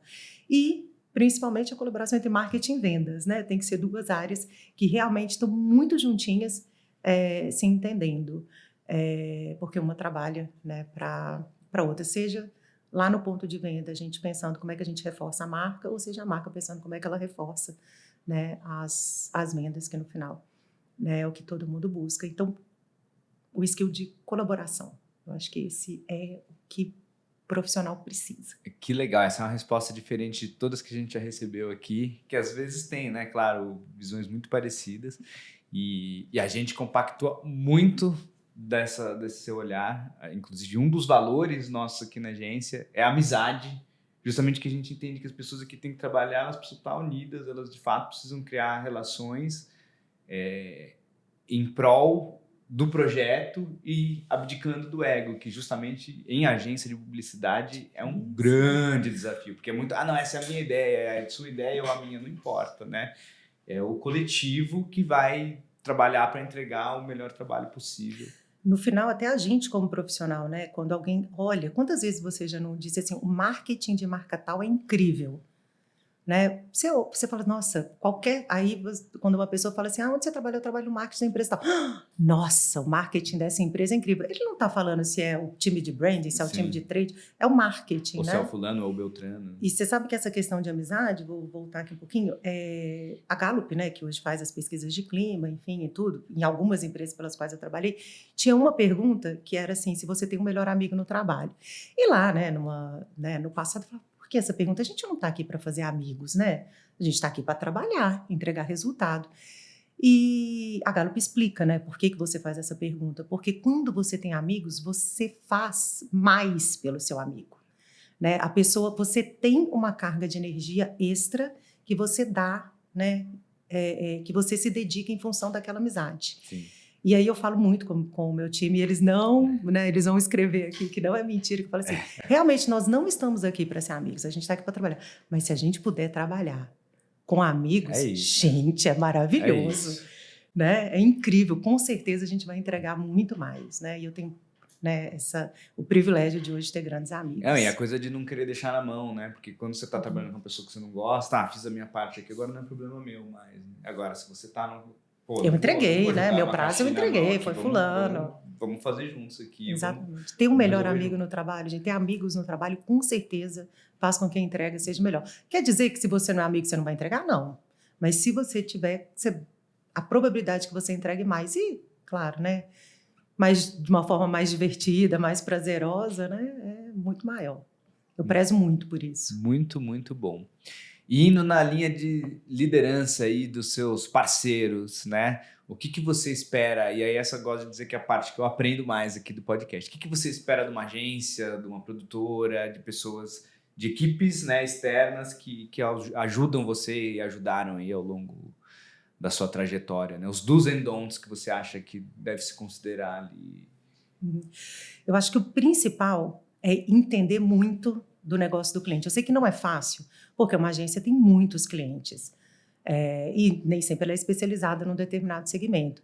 Mas é muito importante ir e vivenciar a dor, né, do cliente. A gente fala bastante que é construir a partir do cliente, né? É uma filosofia da Amazon, né, que a gente traz para a Localiza também, que é isso. Então, eu tenho que ir lá e tenho que vivenciar a dor do cliente. Então, uma agência que não entende a dor, né, do cliente dela, não é capaz de oferecer soluções que realmente, né, sejam inovadoras e que possam contribuir verdadeiramente para o negócio. Então, acho que isso é fundamental, né? Vai apresentar uma proposta, vai construir um projeto junto, cara, tem que fazer uma imersão, né? Eu vou lá, vou viver a realidade da operação. Não fica só ali satisfeito com o que está no briefing e acabou, né? Isso, eu acho que isso é assim, com certeza a agência que faz isso, ela entrega resultados muito melhores.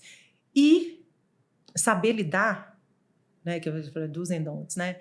Né? Eu trabalhei sempre do lado da indústria. E eu posso dizer que uma coisa é comum em todas, a estratégia muda muito rapidamente. E eu sei que não é fácil, como a agência, falar, poxa, mas mudou o briefing totalmente, né? Eu acho que faz parte do cliente, né? Entregar um bom briefing, né? Porque um bom briefing ele é tudo, mas a agência tem que saber lidar com essas mudanças, porque a gente muda muito mesmo, porque o mercado é muito dinâmico, o mercado muda muito e as necessidades da empresa podem variar bastante, então tem que estar ali sujeito. Eu gosto das agências que elas trabalham quase que como um complemento, né? Falo assim, elas são realmente, elas entendem tanto do nosso negócio, entendem da nossa realidade e sabem como as coisas são aqui dentro, que elas são um braço, assim, a gente quase que não consegue diferenciar, né, o que é o profissional da agência e o que é o profissional da equipe. Acho que esse é o sucesso, assim. Muito bom. Agora, uma pergunta que eu gosto muito, que também é uma pergunta da nossa pauta padrão aqui, que ninguém vai escapar de responder essa. Como você acha que o marketing contribui para a sociedade, né? Pensando em propósito, né? Porque acho que essa é uma pergunta que eu gosto muito, porque eu acho que o universo do marketing foi muito distorcido. Não sei nem se distorcido é a palavra, mas hoje em dia, quando você fala do marqueteiro, às vezes é até pejorativo. Parece que é aquela coisa do enganador, o cara que vai manipular, vai forçar um consumo desnecessário, né? E eu, obviamente, discordo desse tipo de afirmação, senão não trabalharia nesse setor. E justamente um dos papéis nossos aqui é tentar desmistificar através de quem está no mercado, né? E pode trazer esse tipo de visão. Como é que você acha que o marketing contribui para a sociedade aí, para trazer mudanças significativas para o mundo? Acho que ontem eu estava até tendo uma conversa sobre o que é importante a gente ter um time de marketing diverso, né? Agora, é um time de marketing diverso com voz, né? Porque não basta apenas eu cumprir ali o requisito de ter, né, pessoas representando diferentes grupos e não dar voz para esses grupos levantarem a mão e dizer, opa, essa estratégia aí está meio ofensiva, isso aí acho que não vai ser muito bem recebido, porque como eu não vivo aquela realidade, eu não consigo saber o que é a dor, né, do meu colega. Então, acho que isso é super importante, porque o marketing tem a função social, né, de quebrar algumas barreiras, alguns paradigmas, alguns preconceitos, né? Então, acho que é fundamental hoje, por exemplo, o marketing que, nas suas comunicações, utilize mais mulheres, mas utilize mulheres não no lugar, né, onde se espera, né, onde uma sociedade patriarcal, machista, espera que as mulheres estejam, né? A gente quer colocar as mulheres na direção das suas vidas, né? Vamos dizer assim, né? Para usar o trocadilho aqui com o negócio da Localiza. Então, acho que isso é super importante, de dar voz, né, a outros grupos. Então, como é que eu saio do estereótipo, né? E começo através das nossas campanhas publicitárias, colocar, né, outras pessoas. Um exemplo maravilhoso, muito recente da Localiza é o Escola Extraordinária. Né? O que é o Escola Extraordinária? Agora eu não vou me lembrar de cor, me desculpa aí, meus amigos, mas existem milhões de portadores de síndrome de Down no Brasil. Não existe uma legislação que diga que o portador de síndrome de Down não pode tirar carteira de motorista. E existia, quando, né, a Maloca, que é a nossa in-house, né, a nossa agência externa, começou a pensar a campanha, existia uma pessoa portadora de síndrome de Down com carteira de motorista no Brasil. Quando a campanha foi para o ar, eram 2. Né? Então, a Localiza lança essa campanha para dizer assim, nós vamos ajudar, né, propiciar para um determinado número de pessoas que elas consigam, né, tirar suas carteiras de motorista. Então, é uma campanha que ela passava pela conscientização, primeiro, da família, né, porque muitas vezes o portador de síndrome de Down, ele enfrenta o preconceito da própria família. Poxa, mas vai morar sozinho? Poxa, mas vai, né, dirigir? Então, a conscientização da família, a conscientização da sociedade, a conscientização do próprio portador, para dizer assim, nossa, eu posso tirar carteira, eu posso dirigir, né?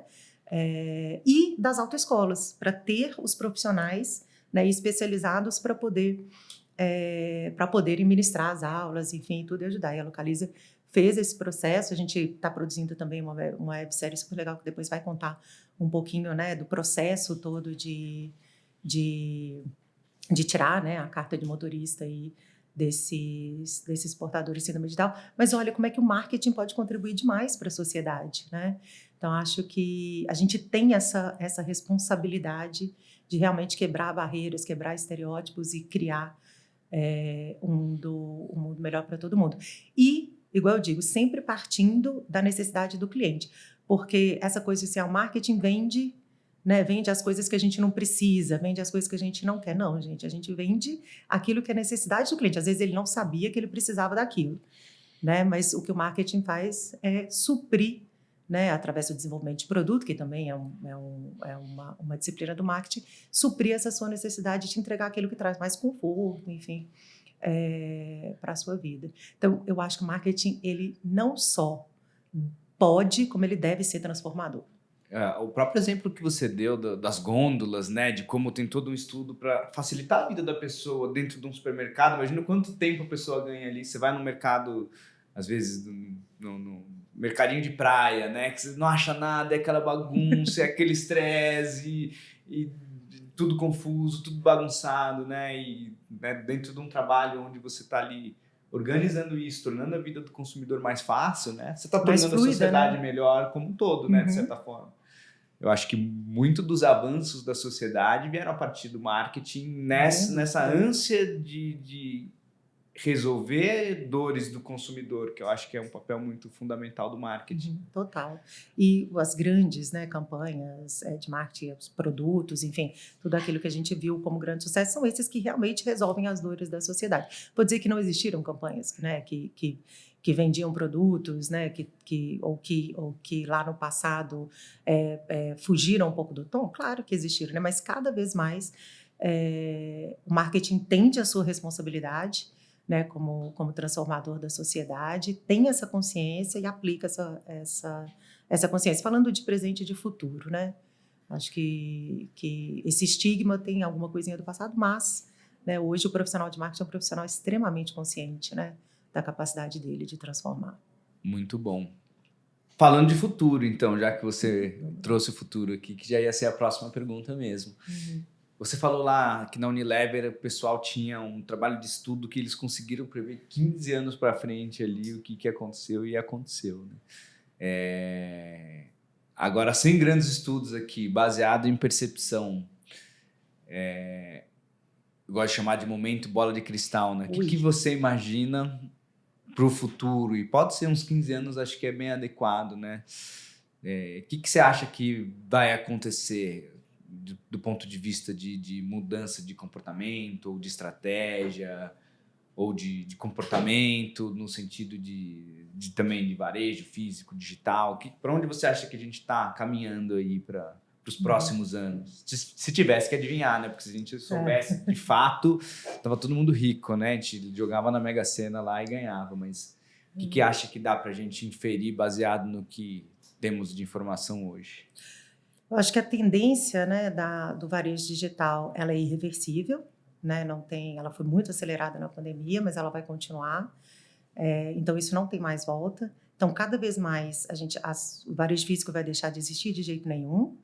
Ele vai continuar existindo, mas cada vez mais como ponto de experiência para as marcas do que efetivamente como ponto de venda, e as empresas vão ter que rever realmente a forma como elas utilizam esses espaços físicos, né, e remuneram, enfim, toda a rede que está envolvida nesses negócios. E em termos de mídias sociais, vamos dizer assim, acho que cada vez mais a gente vai ter que entender como trabalhar com um público que cada vez menos está exposto à mídia de massa. Eu acho que esse é o grande desafio. A mídia de massa funciona super bem ainda. A gente enxerga os indicadores lá toda vez que a gente vai para a mídia de massa. É imediato, né, o resultado que isso traz nas buscas digitais e nas vendas. A gente consegue monitorar isso, que é ótimo, né? Porque antes a gente não conseguia fazer isso, né? Você ia para a mídia de massa, você fala assim, não, mas qual é o retorno efetivo que isso dá hoje? Né? Você vê esse retorno imediatamente nos seus indicadores de digital, né? Que é incrível. Mas cada vez mais vai ser mais nichado. Eu fico impressionada, né? Eu te falei que eu tenho 2 filhos, né? Um adolescente e um já adulto. E é incrível como existem personalidades que influenciam imensamente o mundo deles, que eu não faço ideia de quem sejam, que se sentar aqui do meu lado, eu vou falar, né, quem nunca vi, vou bater um papo, sem saber que tem milhões de seguidores nas redes sociais, e existem personalidades do meu mundo, né, que eles não têm ideia, né, de quem sejam. Então, como é que a gente vai aprender a dividir o nosso investimento, né, entender o nosso cliente e conseguir chegar nessas pessoas, que cada vez mais vai ser sobre isso, sobre os criadores de conteúdo, né? As redes sociais vão migrar disso, porque hoje a gente está muito ainda na rede social, minha geração, tá? A gente está muito na rede social ainda fazendo o quê? Vendo a vida dos amigos, né? Vendo fotos da família, enfim, o Instagram ainda é muito sobre isso, mas a rede social que mais é crescendo, que é o TikTok, você não segue ninguém, se ninguém dos seus amigos produz conteúdo para rede social, você só segue creators, né? Então eu vejo assim, por exemplo, os meus filhos, eles têm rede social, né? E eles são a geração Z e a Alpha, né? Eles têm rede social e eles não postam nada, eles não produzem nada nas redes sociais, mas eles ficam o dia inteiro consumindo conteúdo de quem produz. Então a gente vai ter que entender essa mudança na rede social também, de algo, né, que é social para simplesmente um canal de mídia. Né? Porque o que ele vai ser esse canal de mídia aí. É muito interessante isso, porque realmente a gente vê cada vez mais um afunilamento, né, dos influenciadores para uma coisa de nicho, né? Claro, tem os influenciadores que influenciam um volume maior de pessoas, mas antigamente é isso. O que era o influenciador lá atrás? É um Brad Pitt que vai fazer a propaganda do Corolla, a Xuxa, que, fala com todo mundo. É velho, é novo, é criança, e todo mundo sabe quem é. Não tem hoje quem faça isso. E agora você tem aquele influenciador que influencia muito alguém, porque a pessoa é muito específica. Às vezes é um influenciador de game que joga um jogo específico e é mulher, e é o nicho do nicho do nicho do nicho do nicho. Essa pessoa às vezes tem 1 milhão de seguidores e a gente nunca nem ouviu falar. E influencia de verdade 1 milhão de pessoas, que às vezes é o target da empresa. E como é que a gente vai conseguir? Tem ferramentas que ajudam a gente a conseguir? Tem. Mas, mais uma vez, eu estou no time diverso. Vai ter que ter um time diverso.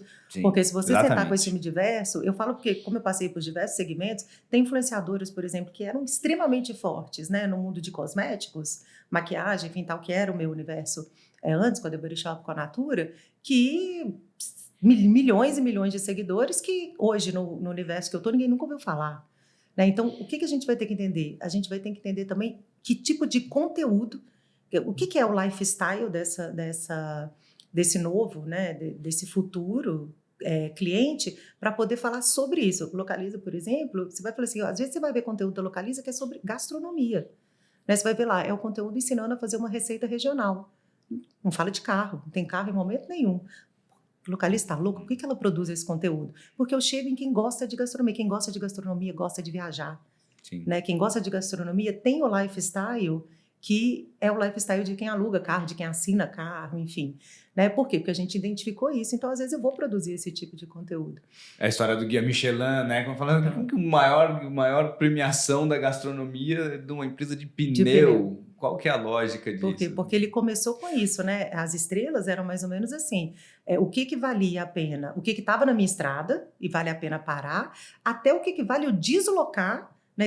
Tá no meu caminho, então vale a pena eu deslocar para entrar naquela cidade, até chegar naquilo que vale a pena eu ir para aquela cidade só por conta daquele restaurante. E todo esse trajeto é um trajeto que você faz viajando, né? E para viajar você precisa, né? Então é isso, sabe? É como você... E a Michelin, até hoje, se você falar, me fala uma marca de pneu, né?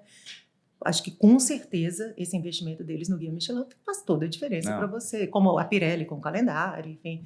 Então, porque a Pirelli, né, vai investir em calendário, mas se tornou icônico e aí as marcas vão ganhando valor. E falando de futuro, uma outra coisa que eu acho, metaverso, né, que a gente conversou demais. Vai ser aquilo que o Zuckerberg disse que ia ser? Não, mas definitivamente a gente, né, profissionais de marketing, a gente tem que cada vez mais entender como a gente vai atuar nesse mundo, né, paralelo, vou dizer assim, que existe. Acho que não vai ser, né, daquela maneira como o Meta pensou ou idealizou, disse que ia ser, mas definitivamente, gente, as marcas têm que estar presentes nesse universo virtual. Né? Então, hoje você já tem shows que são exclusivamente dentro de uma determinada plataforma de game, você tem marcas, né, que estão presentes ali na história daquele game, você tem... se você pegar, por exemplo, né, a Nike Store, né, que é a flagship deles em Nova York, você vai ver lá, já tem todo, né, uma interação com o ambiente digital, com o metaverso que eles criaram também. Então, assim, a gente vai precisar, porque existe, né, um público vindo aí que consome muito isso, e esportes, enfim. Então, acho que algumas marcas já estão trabalhando muito bem isso, mas a gente vai ter que aprender a estar também nesse ambiente. Muitas vezes, por quê? Porque ali eu estou convivendo com a marca e quando eu vou consumir a marca, né, no caso aqui da Localiza, eu vou consumir a marca porque eu interagi com ela. E outras marcas vão ter o consumo delas especificamente ali. Hoje você vê um adolescente, ele vai te pedir um presente de aniversário, ele te pede o quê? Créditos. Para comprar o quê? Skin. Para comprar roupa, porque lançou um tênis novo lá no jogo que ele tá jogando, que só... Mas é o quê? Um tênis? É um tênis para o meu bonequinho. É um boné para o meu... Isso é consumo. Né? Então, metaverso é uma realidade, né? não daquele jeito, e a gente tem que aprender. E é uma realidade que não volta mais atrás. Não experimentei o óculos novo da Apple ainda, mas também o meu CMO teve lá agora em Austin, experimentou e falou que assim, a sensação é que a gente está aqui lado a lado e realmente as pessoas vão viver e experienciar marcas através dele. Então, temos que aprender. Não dá mais para ter esse preconceito.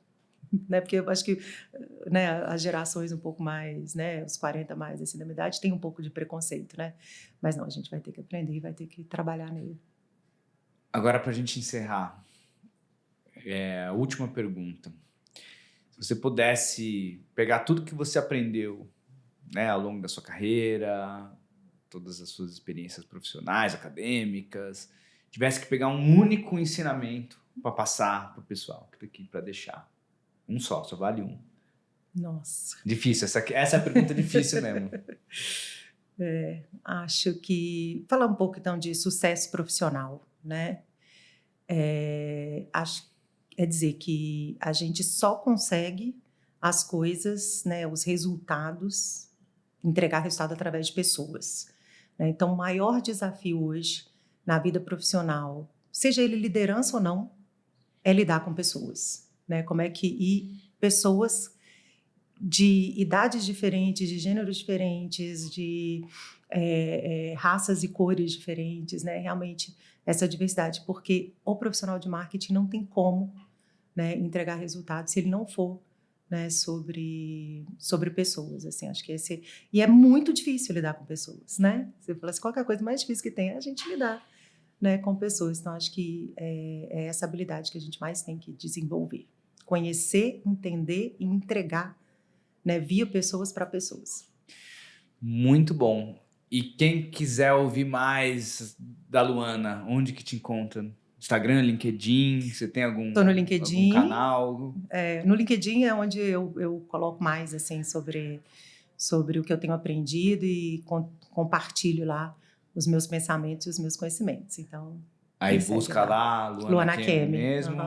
Tô lá. Sigam ela porque dá para ver que tem muito conhecimento aqui, hein?